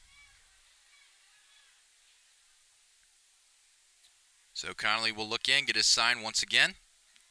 Here's the first pitch, fouled way off down the first base line for strike one.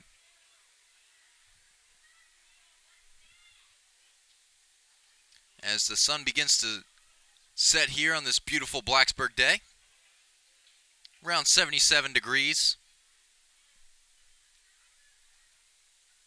Again, not a cloud in the sky as he squares around a bunt on a 1-0, or 0-1, excuse me. That will be strike two. 0-2 is the count now.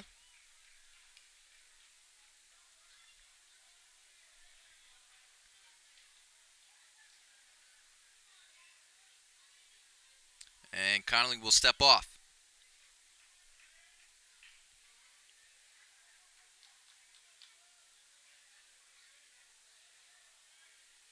Now comes set. Here's the 0-2. Now he will throw over to first base. Halisa has it. Miller back safe.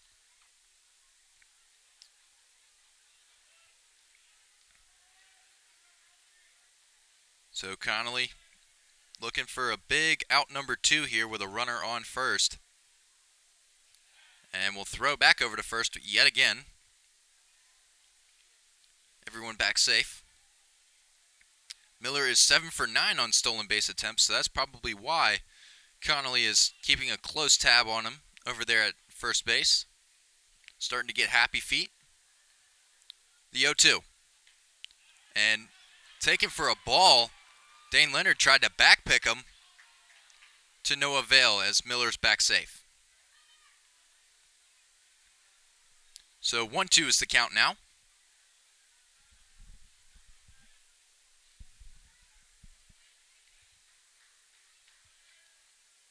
Connolly looking for a big strikeout here.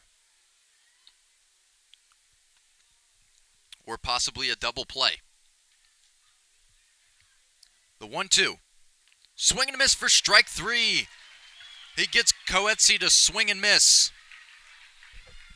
on an 86-mile-per-hour pitch. So that's the second out in the inning. And now stepping up to the plate for the Irish is number 3, the catcher David Lamanna. Lamanna 0 for 2 on the day as well.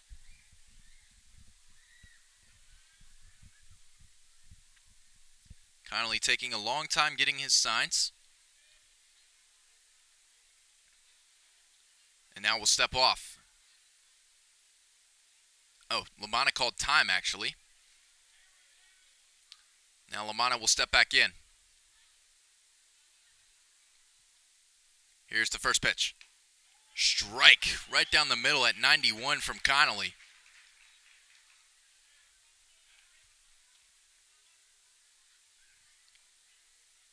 So Connolly looking to get the Hokies to the bottom of the 7th here.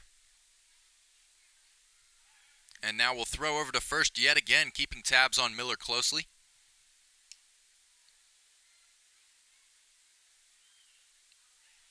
He's starting to get pretty close on those pickoff throws.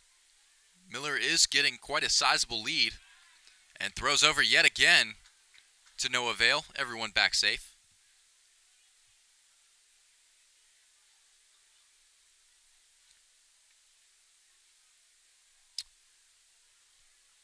The 0-1 count still.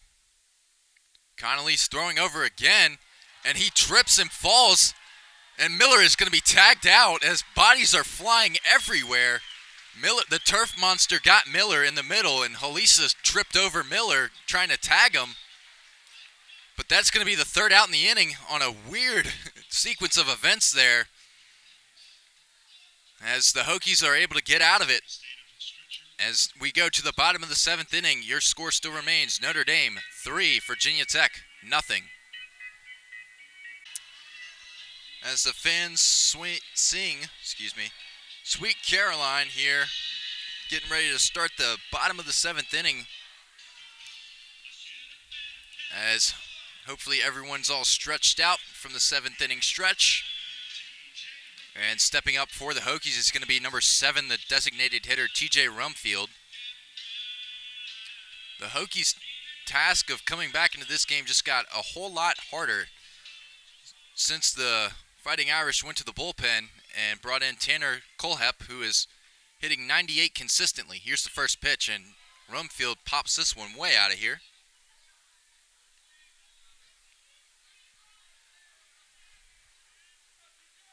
For strike 1.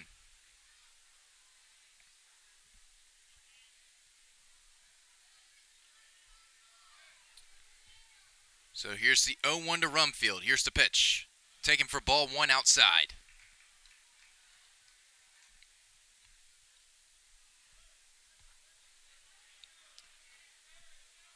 Rumfield 1 for 2 on the day, hitting .325. Here's the 1-1. Way outside for ball 2. It's not good for the Hokies if you're trying to come back and you have to face a guy that's throwing 98, but it does help if the guy throwing 98 is having trouble finding the strike zone for a little bit. Here's the 2-1. Ball 3 outside. As the Hokies are now showing patience at the plate, whereas they were swinging at everything when Tyrell was in for pitching. Here's the 3-1. Taken for ball 4, and that's going to be a leadoff walk here to start the bottom of the 7th. And now it seems some energy is infused into these Hokies as these crowds are starting to make some noise. And now stepping up is the big bat of Kevin Madden. Madden is known to come through for the Hokies in clutch situations, has already tallied 2 walk-off hits this season, one versus VCU and the other versus Boston College. He'll be looking to keep this inning rolling for the Hokies, as here's the first pitch from Kohlhepp, way outside for ball 1.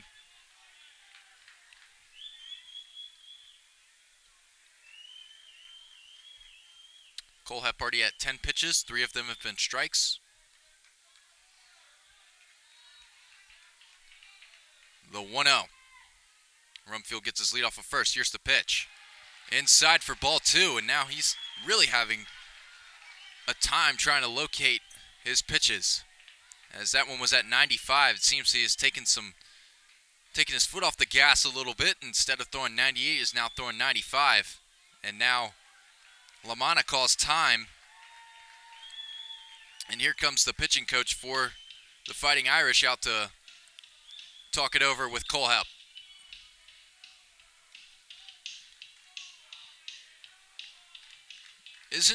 There isn't anyone throwing on the mound as of right now in the Notre Dame bullpen. That could soon quickly change if Kohlhepp can't find the strike zone here. No activity in the Hokies bullpen either.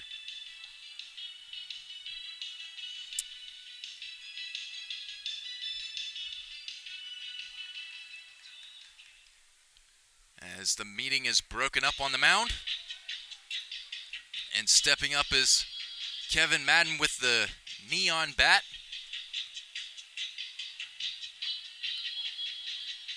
Looking to come through big here for the Hokies. So the 2-0 count. Rumfield gets his lead. There's ball 3 on the inside part of the plate. That was at 96 from Kohlhepp. So 3-0 count to Madden. Here's the pitch. And Madden was taking all the way as he basically backed out of the batter's box before the pitch got there for strike 1. So the 3-1 to Madden now. Here's the pitch, and Madden pops this one up into the air in fair territory, and he's going to be safe at first base as he popped it up a little bit, and now this crowd here at English Field is starting to come to life here as Madden was screaming down the first base line and was able to beat the throw. Just a little pop-up right in front of the home plate, and Lamanna corralled it, but the throw was not in time. And now the Hokies have something brewing here with runners on first and second, no outs.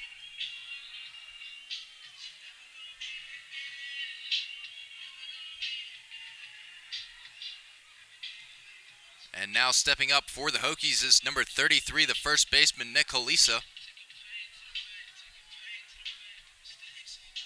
Cavadas getting signs from the third base coach, Kurt Elbin.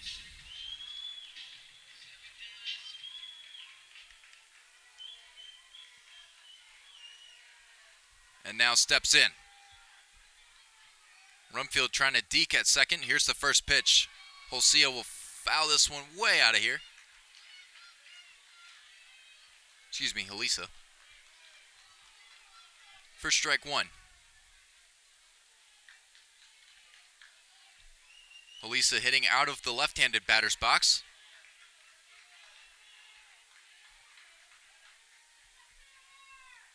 Here's the 0-1 from Kohlhepp. Fouled off for strike 2.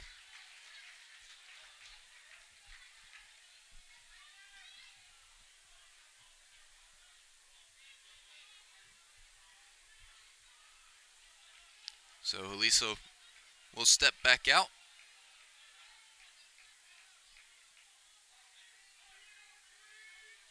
Now steps back in. Here's the 0-2. Taken for a ball low. Both runners stay put as the ball barely got away from David Lamanna there behind the plate. So the 1-2 count to Cavadas. It's already 1 for 2 on the day with a base knock. Outfield playing normal depth for the Fighting Irish. And now Cavadas calls time. Kohlhepp resets on the mound.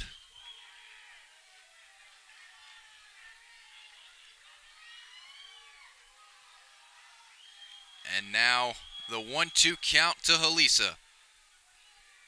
Here's the pitch. Cavadas fouls this one off to stay alive.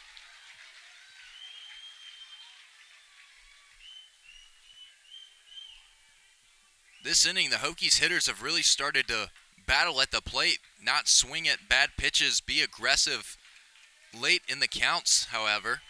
And it has paid dividends as they have 2 runners on first and second with no outs. The 1-2 count to Cavadas. Here's the pitch from Kohlhepp. He checked it, did not go. Ball 2.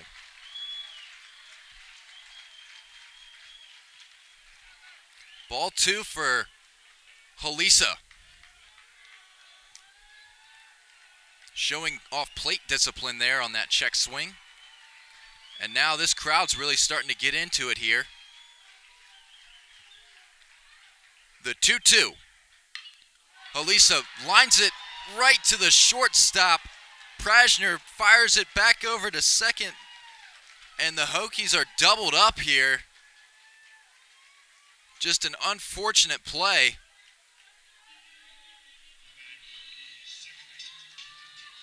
So 2 outs now and the snap of a finger. All momentum is killed.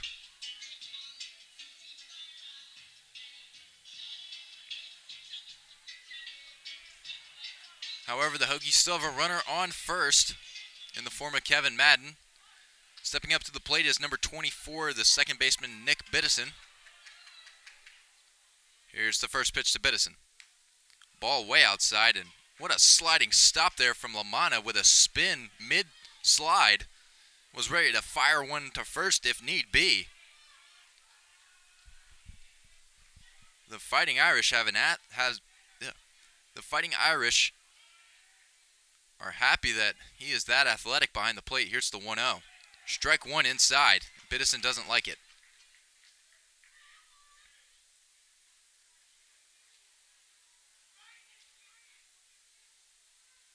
So Madden gets his lead off of first. Biddison steps back into the box. Here's the 1-1. Swinging a bad pitch right there. As Biddison just came completely open on that swing. Just had no chance at making contact on that. 1-2 now. So 1-2, 2 outs. Runner on first for the Hokies. Here's the pitch. Taken for ball 2, low.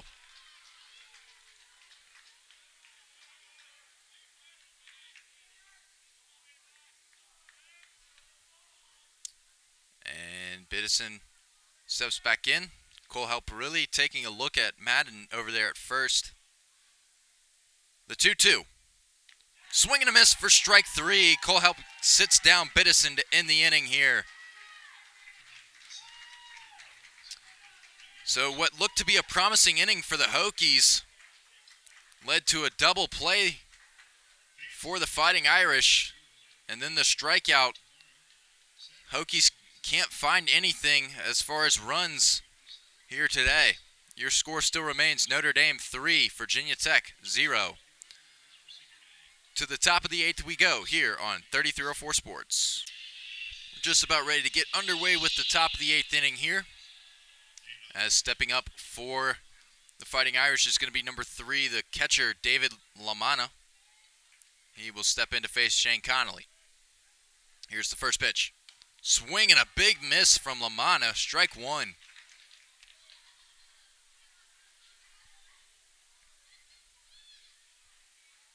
So the 0-1 to Lamanna now. Connolly working quick. Here's the pitch. Strike 2 on the outside part of the plate. Connolly starting to get into a bit of a rhythm here. Lamanna looking to protect. Here's the 0-2. And grounds it foul down the third baseline. Madden was there if need be. And the count will remain at 0-2.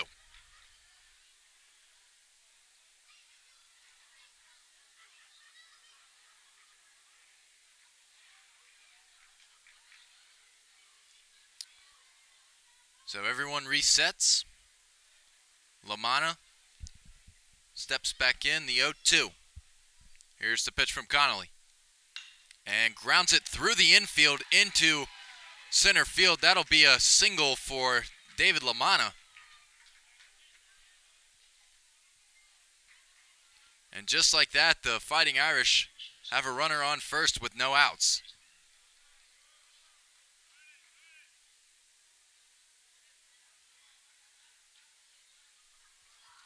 And now stepping up to the plate is the shortstop number 14, Zac Prashner. Prashner 1 for 2 on the day. Hitting .207 this year.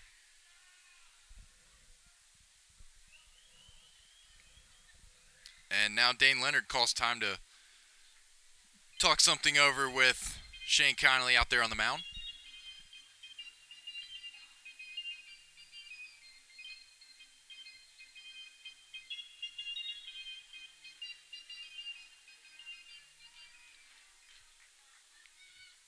Hokies would love a ground ball right to the second baseman or shortstop here for a double play. And if you're the Fighting Irish, you want to add to this 3-0 lead. Here's the first pitch, taken for ball low.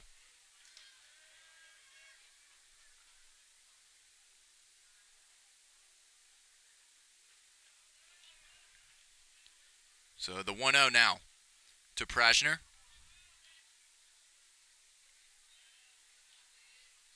Connolly looks in, gets his sign. Takes a look at the runner at first. Here's the pitch. Swing and a miss for strike one. Connolly has that 85-mile-per-hour pitch working on the inside part of the plate.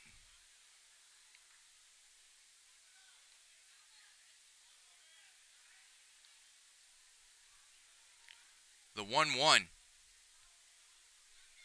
Here's the pitch. And he squares to bunt. Now pulls back for ball two.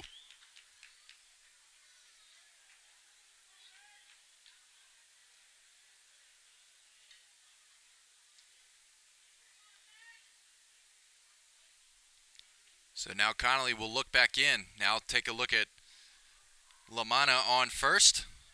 And they call a balk on Shane Connolly. That is 2 balks on Hokies pitchers tonight. And now the Virginia Tech bench does not look happy. And here comes Coach John Sheff out to argue. He does not look happy at all. John Sheff is hot. He is imitating what Connolly did as well. He's now arguing with the first base umpire as well.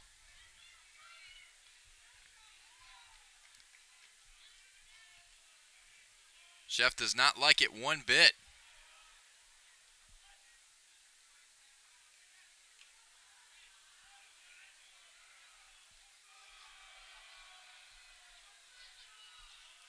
And Connolly's just kind of standing there on the mound, holding the rosin bag, waiting for his coach to finish, and Sheff retreats to the dugout. So Connolly toes the rubber once again. Runner on second for the Fighting Irish, no outs. 2-1 is the count, and now Prashner squares to bunt. Here's the pitch. Gets it down, but it will roll foul. For strike two.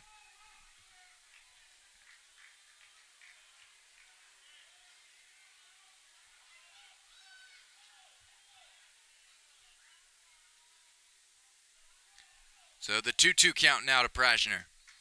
Probably won't be squaring around to bunt again, as if he does, it would be a third out if it's a foul ball, no matter where the ball goes.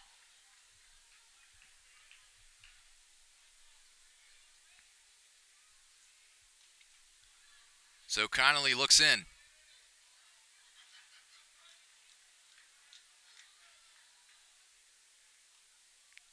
Prashner readies. The 2-2. Strike three on the outside part of the plate. Zac Prashner is rung up for the first out here in the top of the 8th.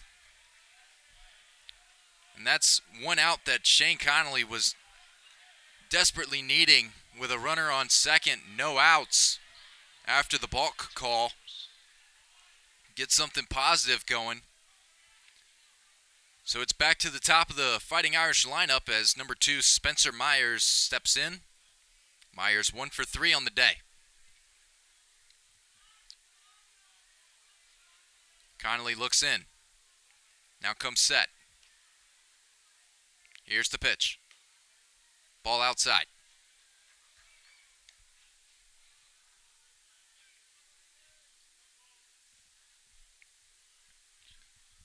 So the 1-0 count now to Myers, and now here comes pitching coach Ryan Fecto out to discuss something.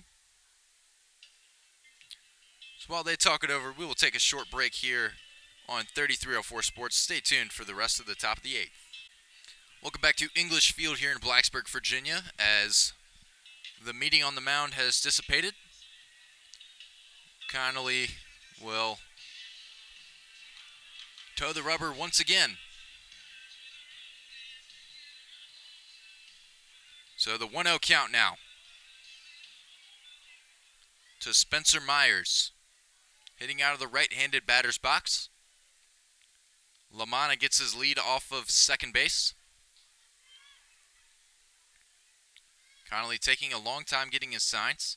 Now comes set. The 1-0. Strike one on the outside part of the plate. Myers squared around a bunt but pulled it back, called a strike anyway. Connolly looking to get the Hokies to the bottom of the 8th here. Runner on second. 1 out. Notre Dame still leads Virginia Tech 3-0.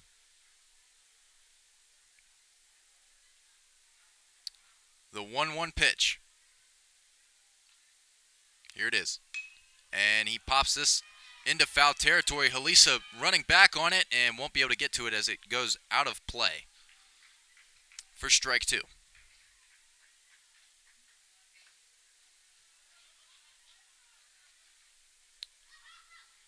It's been a quick game here today as we are now getting to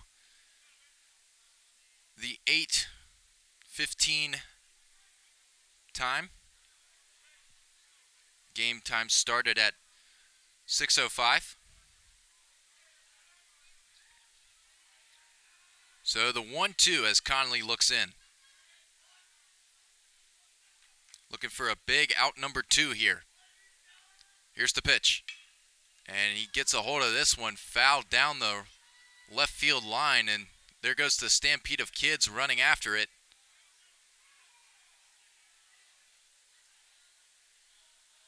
It is way foul. So the count remains 1-2.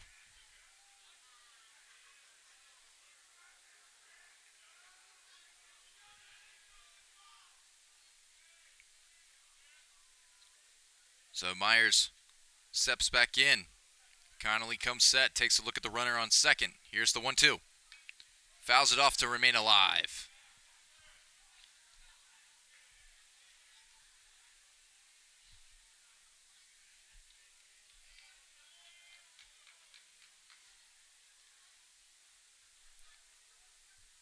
So the 1-2 count now to Spencer Myers, putting up a pretty good battle at the plate here.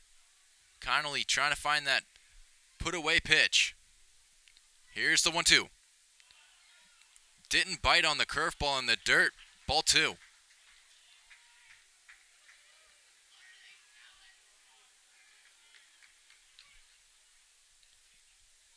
So the 2-2 count.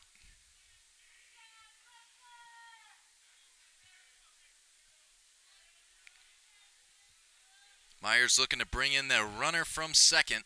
Connolly looking for an out number 2. Ground out to Madden at third. Fires over to Halisa. He comes up with the scoop for the second out. Kevin Madden came in front of Tanner Schobel at short and threw a dime one-hop throw to Halisa, who scooped it for the second out. And that is a big out number 2 in the eyes of Shane Connolly, with the runner still on second.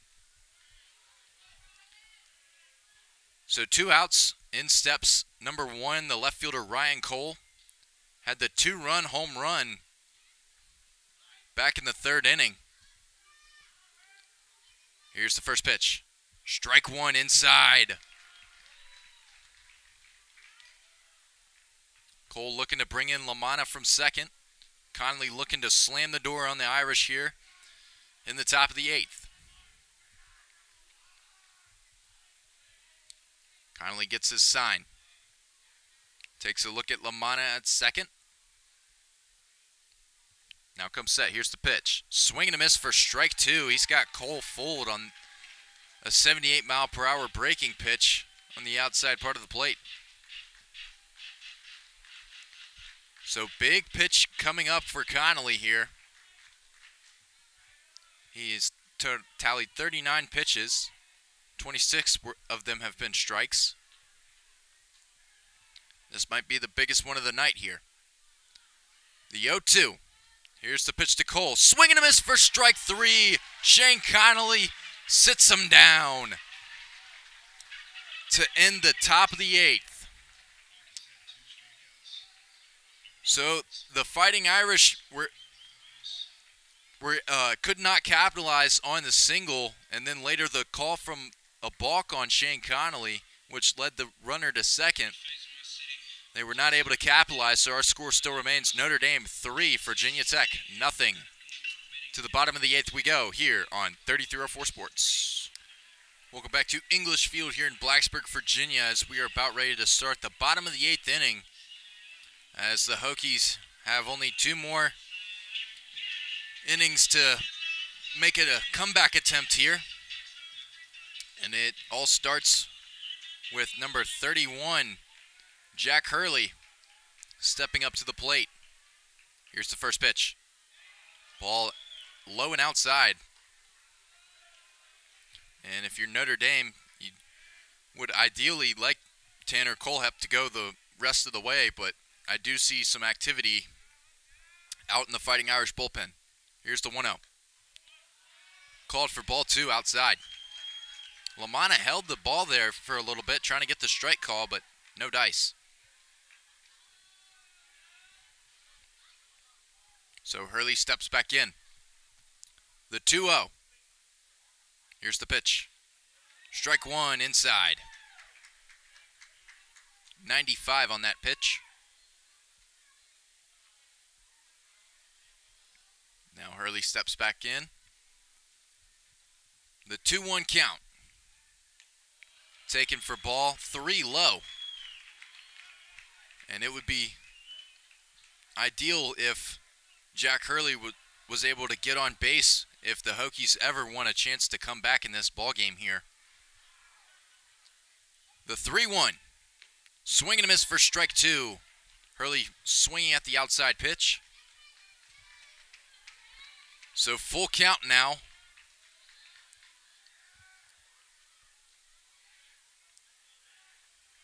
Hurley trying to start something for the Hokies. Kohlhepp trying to slam the door on him. Here's the pitch, and Hurley lines this one into left center. It's going to be down for a single as he retreats back to first base, and that's exactly what the doctor ordered. If you want to start a comeback, that'll definitely get the Hokies bench going down there, and now a pinch hitter. As in for Dane Leonard is going to be number 11, Cade Swisher, hitting out of the left-handed batter's box. So obviously, Dane Leonard was in some discomfort after running to first base his last at-bat, and ultimately is going to leave this game. So here's the first pitch. Ball outside. You know, it's crucial if Cade Swisher finds a way to get on base. You know, the Hokies then retreat to the top of their lineup with Cross, Thomas, and Schobel up in that case. We could be in for some late inning fireworks here in Blacksburg, excuse me. And now time is called by Kohlhepp as a ball made it onto the field of play.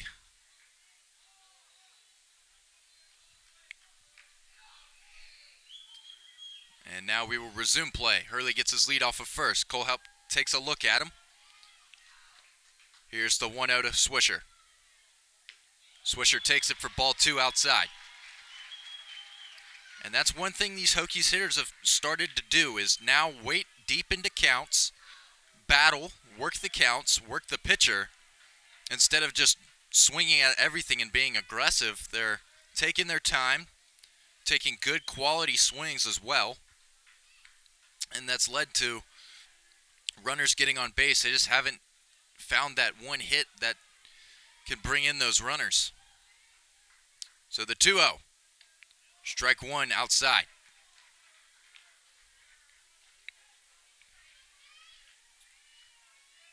Swisher, a native of Chesterfield, Virginia, went to Cosby High School. Named first-team all-regional infielder in high school and was first-team all-state. So how about that? So the 2-1 to Swisher. Here's the pitch. Swing and a foul tip for strike 2. Not a bad swing there from Swisher. on a 95-mile-per-hour fastball from Kohlhepp.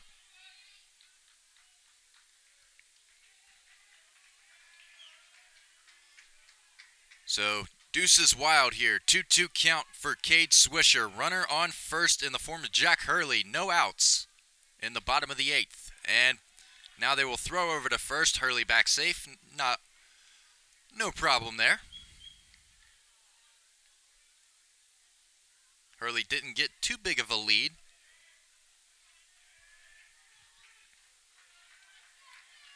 So now Swisher will step back in. The 2-2. Swisher takes on the outside part of the plate for ball 3. He was hesitant at first. And it was a stone cold take, as that was a very close pitch there. But called ball 3.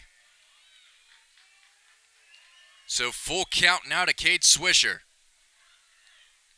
Could really start something if he finds a way to get on base. Here's the pitch. Ball 4 outside. So a single from Jack Hurley and a walk from Cade Swisher. And now the Hokies have runners on first and second. No outs here in the bottom of the 8th, with the top of their lineup coming up. And stepping up for the Hokies is going to be the right fielder, number 19, Gavin Cross. Cross 0 for 2 today. And now looks like Notre Dame will probably go to the bullpen here.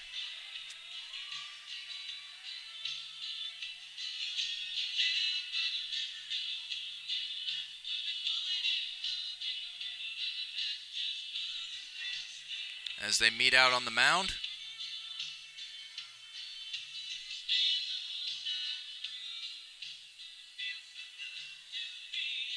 They're just talking over some strategy. However, there are 2 bullpen arms warming up in the Notre Dame pen area. So it looks like Kohlhepp will stay in for at least another batter or 2.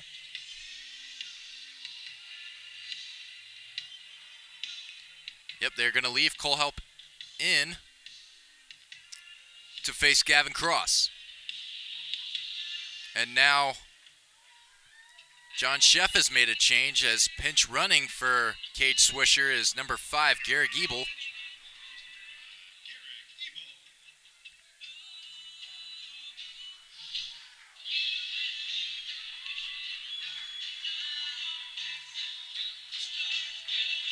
As Cross will come up to bat with a big spot here. Runners on first and second, both speed demons on the base paths. No outs. Here's the first pitch. Cross takes it for strike 1.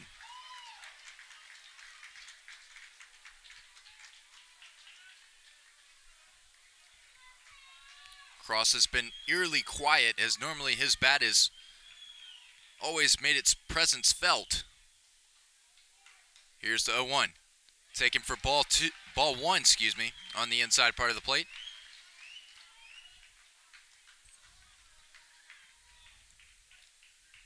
Kohlhepp now resets back on the mound. Hurley gets his lead off of second.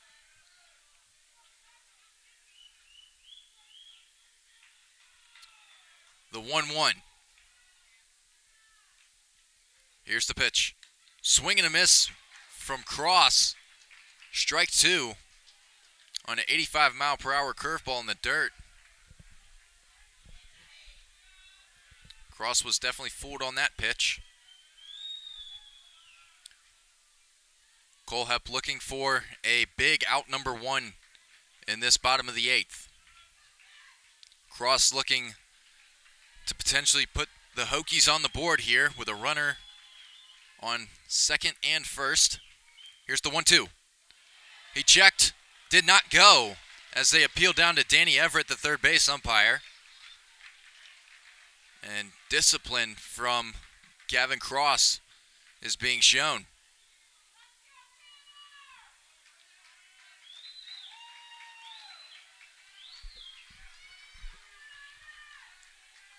So Cross, 2-2 count now.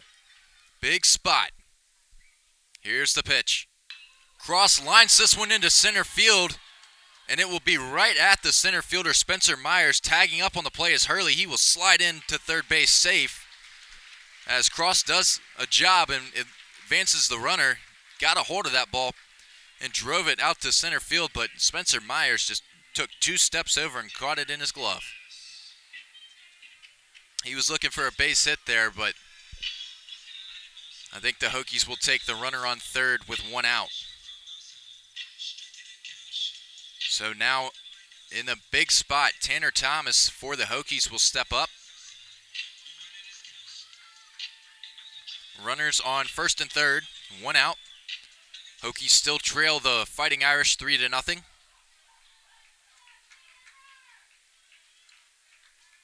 As here's the first pitch to Thomas. Swing and miss for strike 1. Thomas was looking for all the marbles there, as he is the tying run in the batter's box. The 0-1 to Thomas as he steps back in.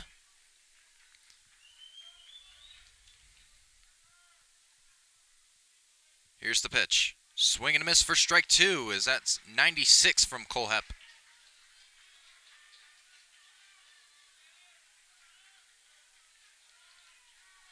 And now Thomas finds himself in an 0-2 count. Looking to stay alive here for the Hokies. Kohlhepp looking to strike him out and get a big out number 2 here in this inning. Here's the 0-2. Taken for ball 1 inside.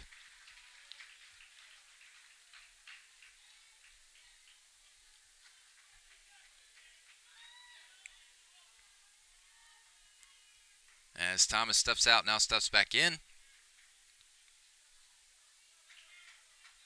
Both runners get their leads.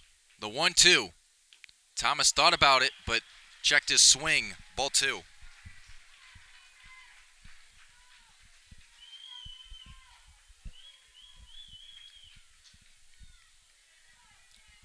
The Hokies have desperately just been looking for that one base hit to drive in at least a run or 2. And it has not come yet in both games of this series. The 2-2, Hurley deking like he's going to steal home. Here's the pitch. Thomas pops it up into shallow center field. Myers is there. And they're going to no, they're not, as Hurley holds at third. He probably would have been gunned down had he gone all the way. And now the Hokies once again find themselves with runners on and 2 outs.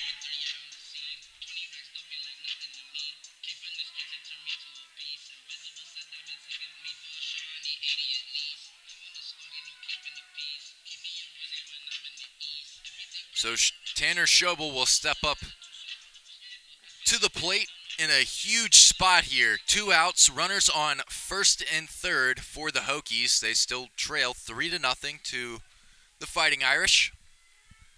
Kohlhepp looking to get the Fighting Irish to the top of the 9th here. Here's the first pitch. Taken inside for ball 1 to Schobel. Schobel 0 for 3 on the day, but could change that around big time if he is able to find a gap here. The 1-0. Thought about it, but checked ball 2.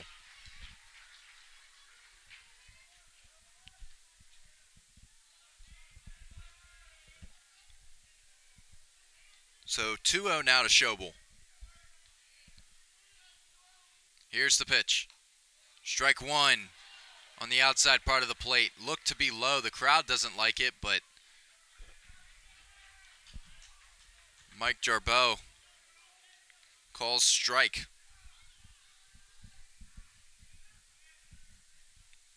Ebel getting a extended lead at first. The 2-1. And Schobel fouls this one off for strike 2. fouled it right in front of the plate a little bit, and there have been plenty of those balls hit like that where they've just bounced up way in the air right in front of the home plate, and either David Lamanna or the third baseman, Jack Branigan, have had to come in and corral him. However, that one went foul instead of fair. So big spot here. Tanner Schobel up to bat. 2-2 count, 2 outs. Runners on first and third. Hokies trail the Irish 3-0. Here's the pitch. Schobel pops it up into shallow center field. The second baseman Miller is there, and the Hokies are retired. So the Hokies strand 2 more runners, and they still aren't able to find that hit to get them some runs.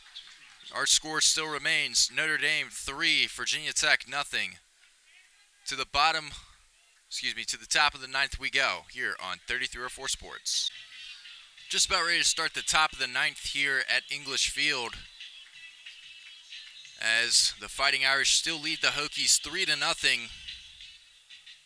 As stepping up for the Irish is going to be the big bat of number 12, Nico Cavadas.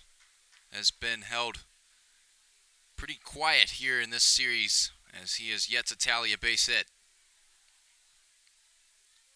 And now Gary Giebel is in at catcher.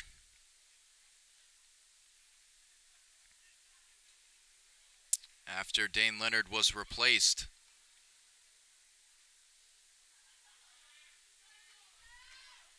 So here's the first pitch to Cavadas. Taken for a ball outside. 1-0 count.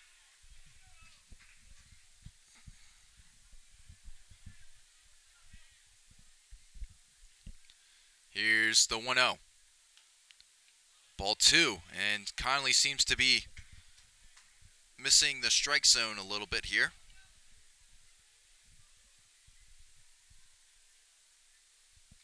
So the 2-0 count to Cavadas now.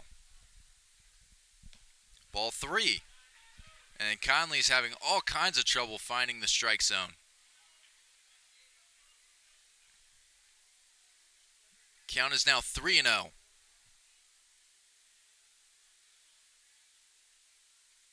Here's the pitch. And Cavadas rips this one, but it's foul.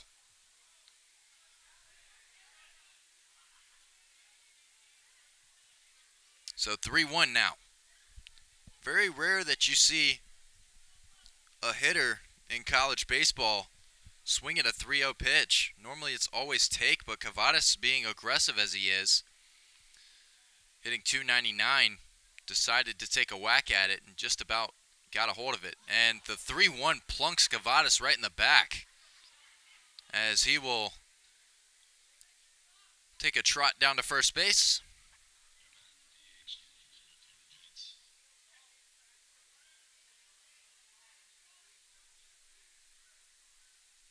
So now stepping in for the Irish is going to be number 4, Carter Putz. Putz 0 for 3 on the day. However, he is hitting .322 on the year. So Cavadas gets his lead off of first.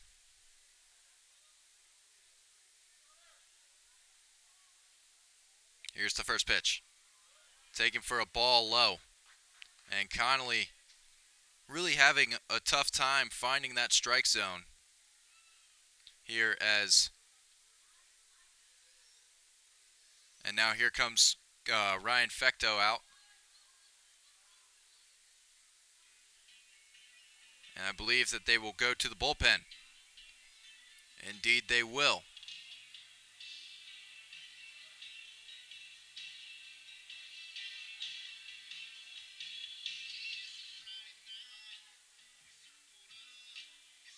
That will do it for Connolly.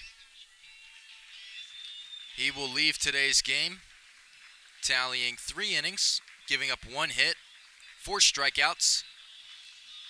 Through 45 pitches, 28 of them were strikes. As now the Hokies will go to the right-handed pitcher, number 51, Graham Firaved. Firaved on this season has tallied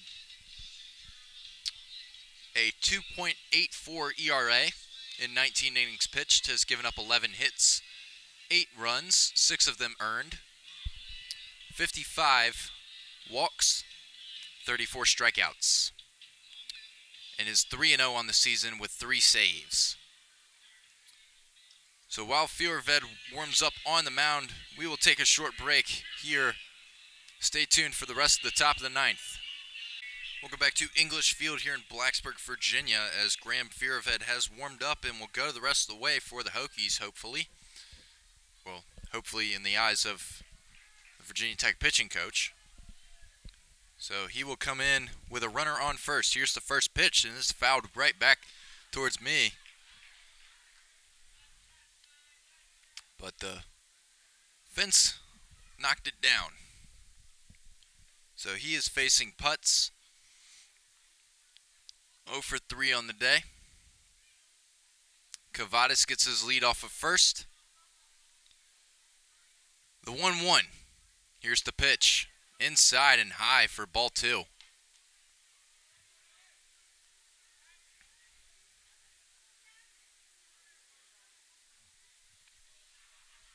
So Fierved looking to get the Hokies to the bottom of the 9th without any more runs given up and a possible comeback opportunity. Here's the 2-1.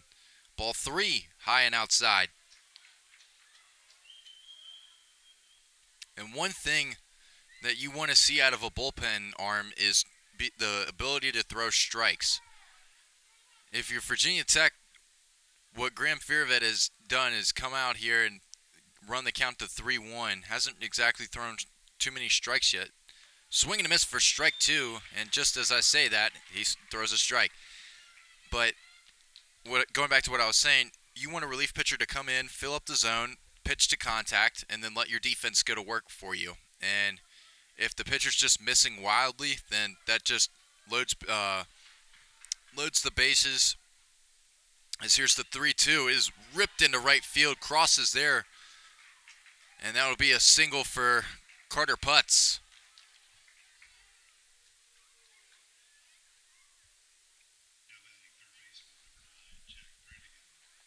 So now up to bat is going to be number 9, the third baseman, Zac Brannigan. As Notre Dame has runners on first and second, no outs here in the top of the 9th. Fierved would love a ground ball double play here. Meanwhile, Brannigan would love to add some insurance runs to the already 3-0 lead. Here's the first pitch. Ball outside. Fierved shakes his head. Didn't like the call on that one.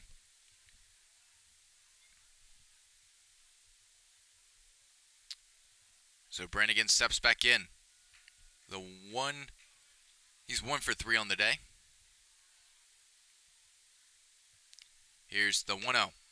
And Branigan gets a hold of this one. It's high to left field, and Tanner Thomas is camped under it. As they would call that, a can of corn for the first out.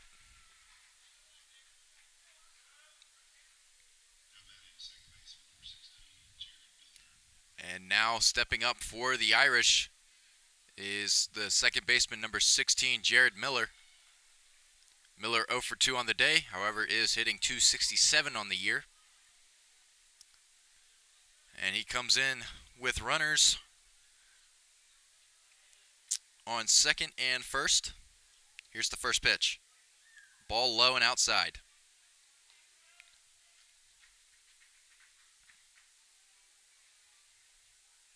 And now I believe time is called. Yep. Time is called. Now time is resumed. As here's the 1-0. And he pops this one straight into the Blacksburg night sky. Thomas can't see it. And it lands fair. It lands a fair ball and bounces out of play for a ground rule double. Thomas completely lost it. And it looked like a foul ball from here, but third base umpire Danny Everett called it fair. So a run will score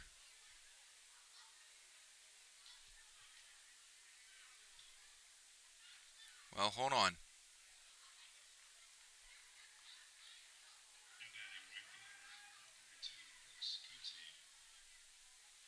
Yeah, a run will score. As there's some confusion down there on the field. They were sorting it all out, but they got it sorted out. So Notre Dame now leads 4-0. As Fearved will face Brooks Coetzee now. Here's the first pitch. Strike one. And on that play, Putz advanced to third, and Jared Miller advanced to second on the ground rule double. So runners on second and third for the Fighting Irish. One out here in the top of the ninth. Fearvid with the 0-1 count. Now 0-2 count as Coetzee takes a strike outside. Fearvid looking for a big out number 2 here. Looks in, gets his sign. Virginia Tech playing infield in defense. Here's the 0-2. Swing and a miss for strike 3. Fearvid sits him down. That's Fearved's first strikeout of the day. And a big second out here in the top of the ninth.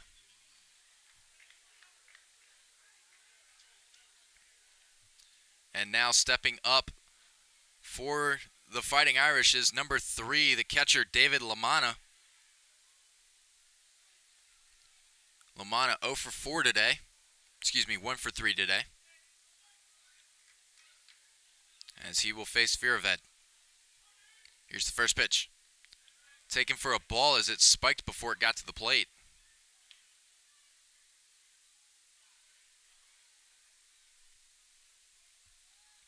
Lamanna hitting out of the right-handed batter's box.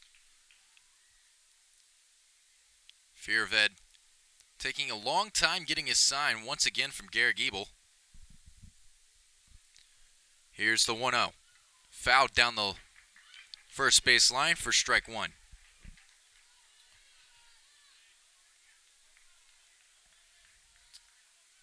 So 1-1 is the count now to David Lamanna. 1 for 3 on the day. Hitting .219 on the year now.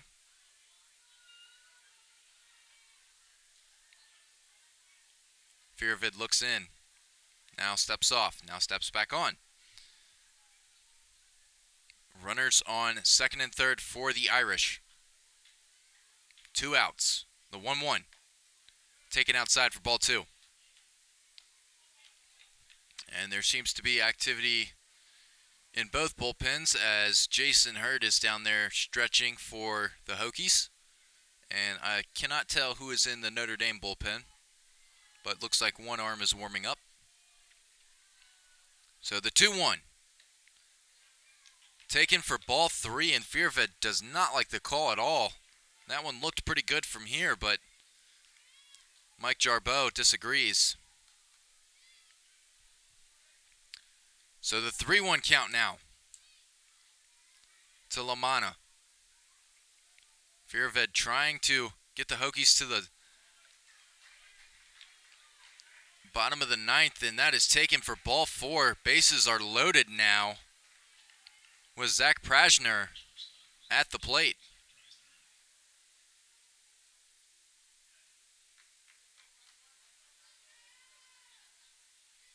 So Prashner will step up with bases loaded. He's 1 for 3 on the day. Hitting .205 on the year.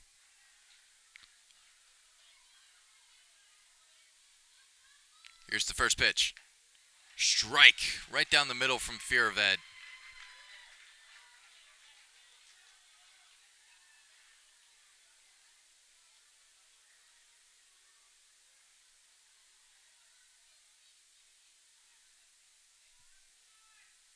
So Fearved steps off, now steps back on. Here's the 0-1. Strike 2. Right down the middle at 95. Fearved throwing the heat here in the top of the ninth. The sun has now gone down. The lights have come on here at English Field on a beautiful Blacksburg night. 0-2, 2 outs, bases loaded. Here's the pitch. Strike 3, Graham Fierfed rings him up. And just like that, he gets out of the jam, but not before Notre Dame is able to strike one more time, and they now lead the Hokies 4-0.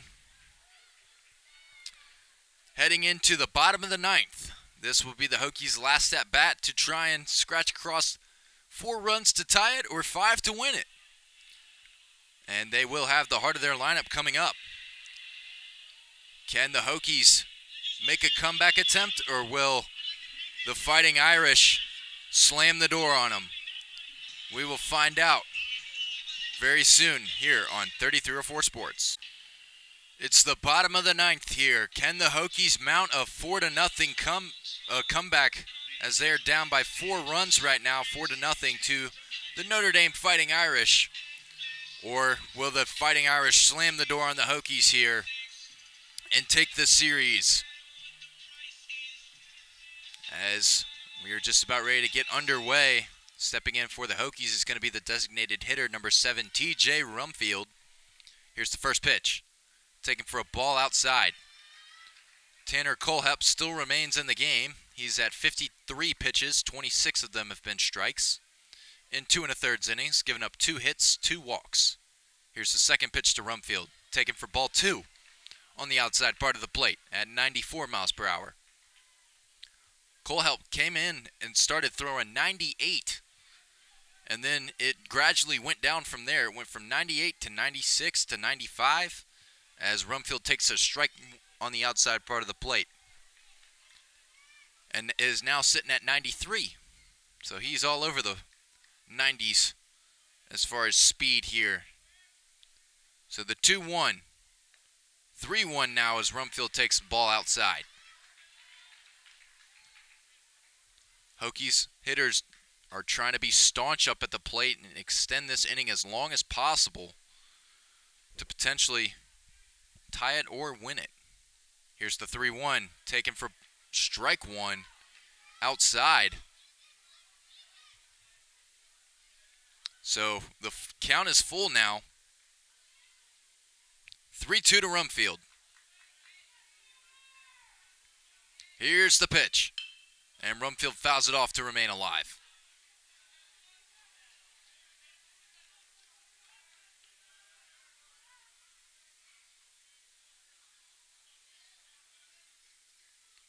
So Rumfield steps back out, now steps back in. The Texas Tech transfer looking to get something going for the Hokies here. And takes it for ball 4. That's going to be a leadoff walk for Rumfield. And now stepping up to the plate is going to be the third baseman, number 26, Kevin Madden. Madden 1 for 3 on the day.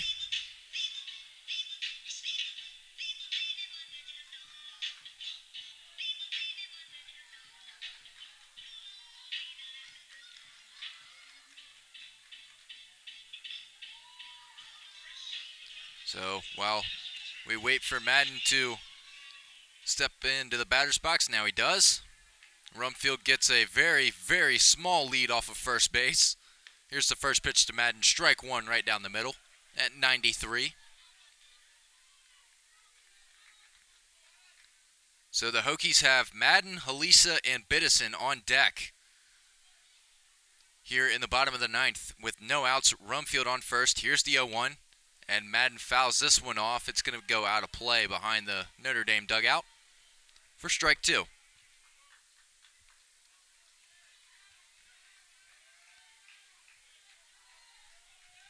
So the Hokies looking to potentially tie the game or even win it here in the bottom of the ninth, as it's been a very hard-fought game for them. Here's the 0-2. Madden grounds it up the middle.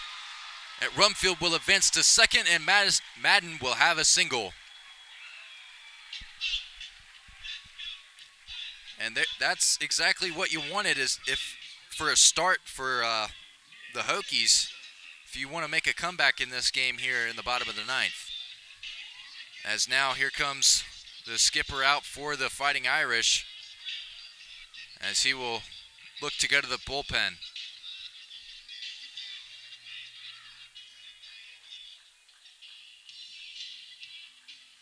And that is going to be all for Tanner Kohlhepp.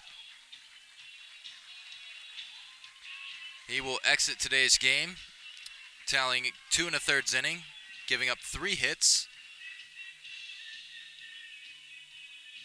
3 walks, 1 strikeout, in 12 batters faced. Tallied 62 pitches, 32 of them were strikes. And an interesting move here now, as the third baseman for Notre Dame, Zac Branigan, is going to come in and pitch. Interesting. You normally don't see that at the college level. A position player go from playing in the field right to pitcher. Now sometimes you'll see the pitcher go to a position player, but you rarely ever see, especially Brannigan, who's already played a 9-inning game, come in and pitch. Interesting move here from Notre Dame. While Brannigan warms up on the mound, we will take a short break. Stay tuned for the rest of the bottom of the 9th here on 3304 Sports. So Zac Brannigan has warmed up on the mound here for the Fighting Irish, as now the Hokies seem to sense blood in the water. They have 2 runners on base in the form of Rumfield at second, Madden at first, and Nick Halisa at the plate. Here's the first pitch, taken for strike 1. Halisa squared around a bunt there, then pulled back for strike 1. Brannigan posting a 3.37 ERA on the year in 2 innings pitched. Here's the 0-1. Swing and a miss for strike 2, as Halisa missed badly on that one, on a spiked curveball in the dirt. Halisa looking to come up big here for the Hokies and potentially bring home Rumfield, who's standing at second base. No outs. They still trail Notre Dame 4-0 in the bottom of the 9th. Here's the pitch. Swing and a miss for strike 3. Halisa's retired. And that'll be the first out of the inning. And now stepping up for the Hokies is going to be number 24, Nick Biddison. Biddison 0 for 3 today, but could come through in a big spot here.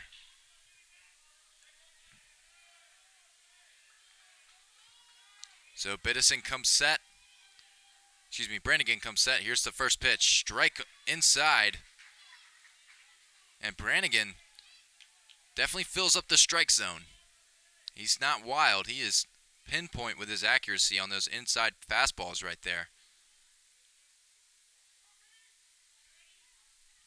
So the 0-1 to Biddison. Here's the pitch. Strike 2. And these Hokies hitters look shell-shocked from the 94-mile-per-hour fastballs that Brannigan's throwing them.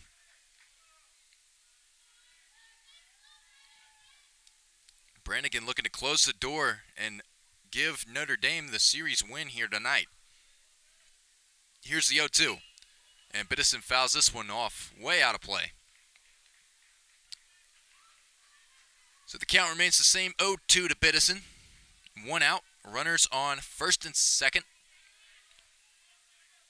Hokies still trail 4-0 to the Fighting Irish. The 0-2. Swing and a miss for strike 3. Biddison was way late on that. And now Brannigan is 1 more out away from earning Notre Dame the series win here in Game 2. And now stepping up for the Hokies is the center fielder, number 31, Jack Hurley.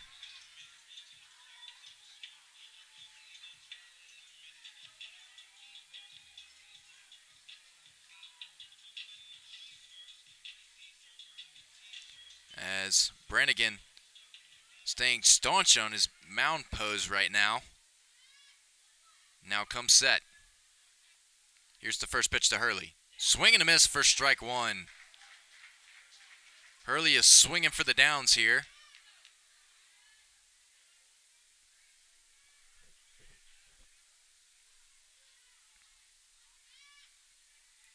And now Branigan looks in, gets his sign. Here's the second pitch. Swing and a miss for strike 2. As Hurley can't find contact on the outside fastball. And now Brannigan is 1 strike away from ending it here tonight.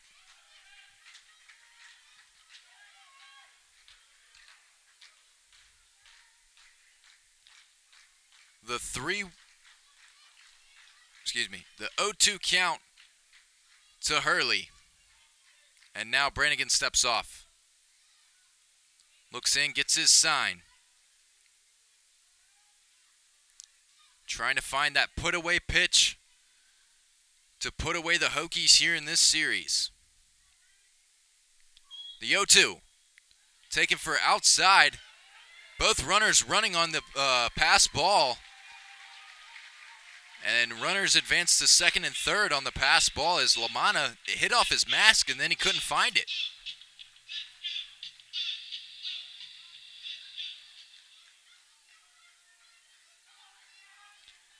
So the 1-2 count now to Hurley. A base hit would score 1, maybe 2.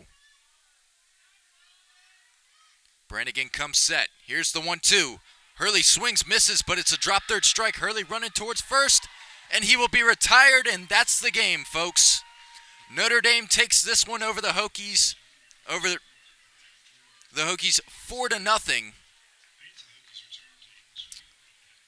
As Virginia Tech just could not find those base hits to bring in any runners. They had left over 5 runners stranded in the last 3 innings. And just could not find the base hits to bring them home. So Notre Dame will clinch the series after winning Game 1 last night and Game 2 tonight. That's pretty much going to do it for our post-game coverage here. The winning pitcher for tonight's game is going to be Aiden Tyrell. Went 5 2/3, gave up 2 hits, 3 strikeouts, faced 20 batters, and tallied 71 pitches.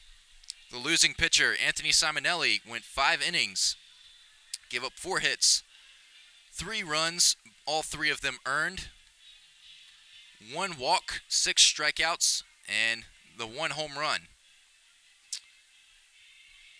And Jack Branigan will get the save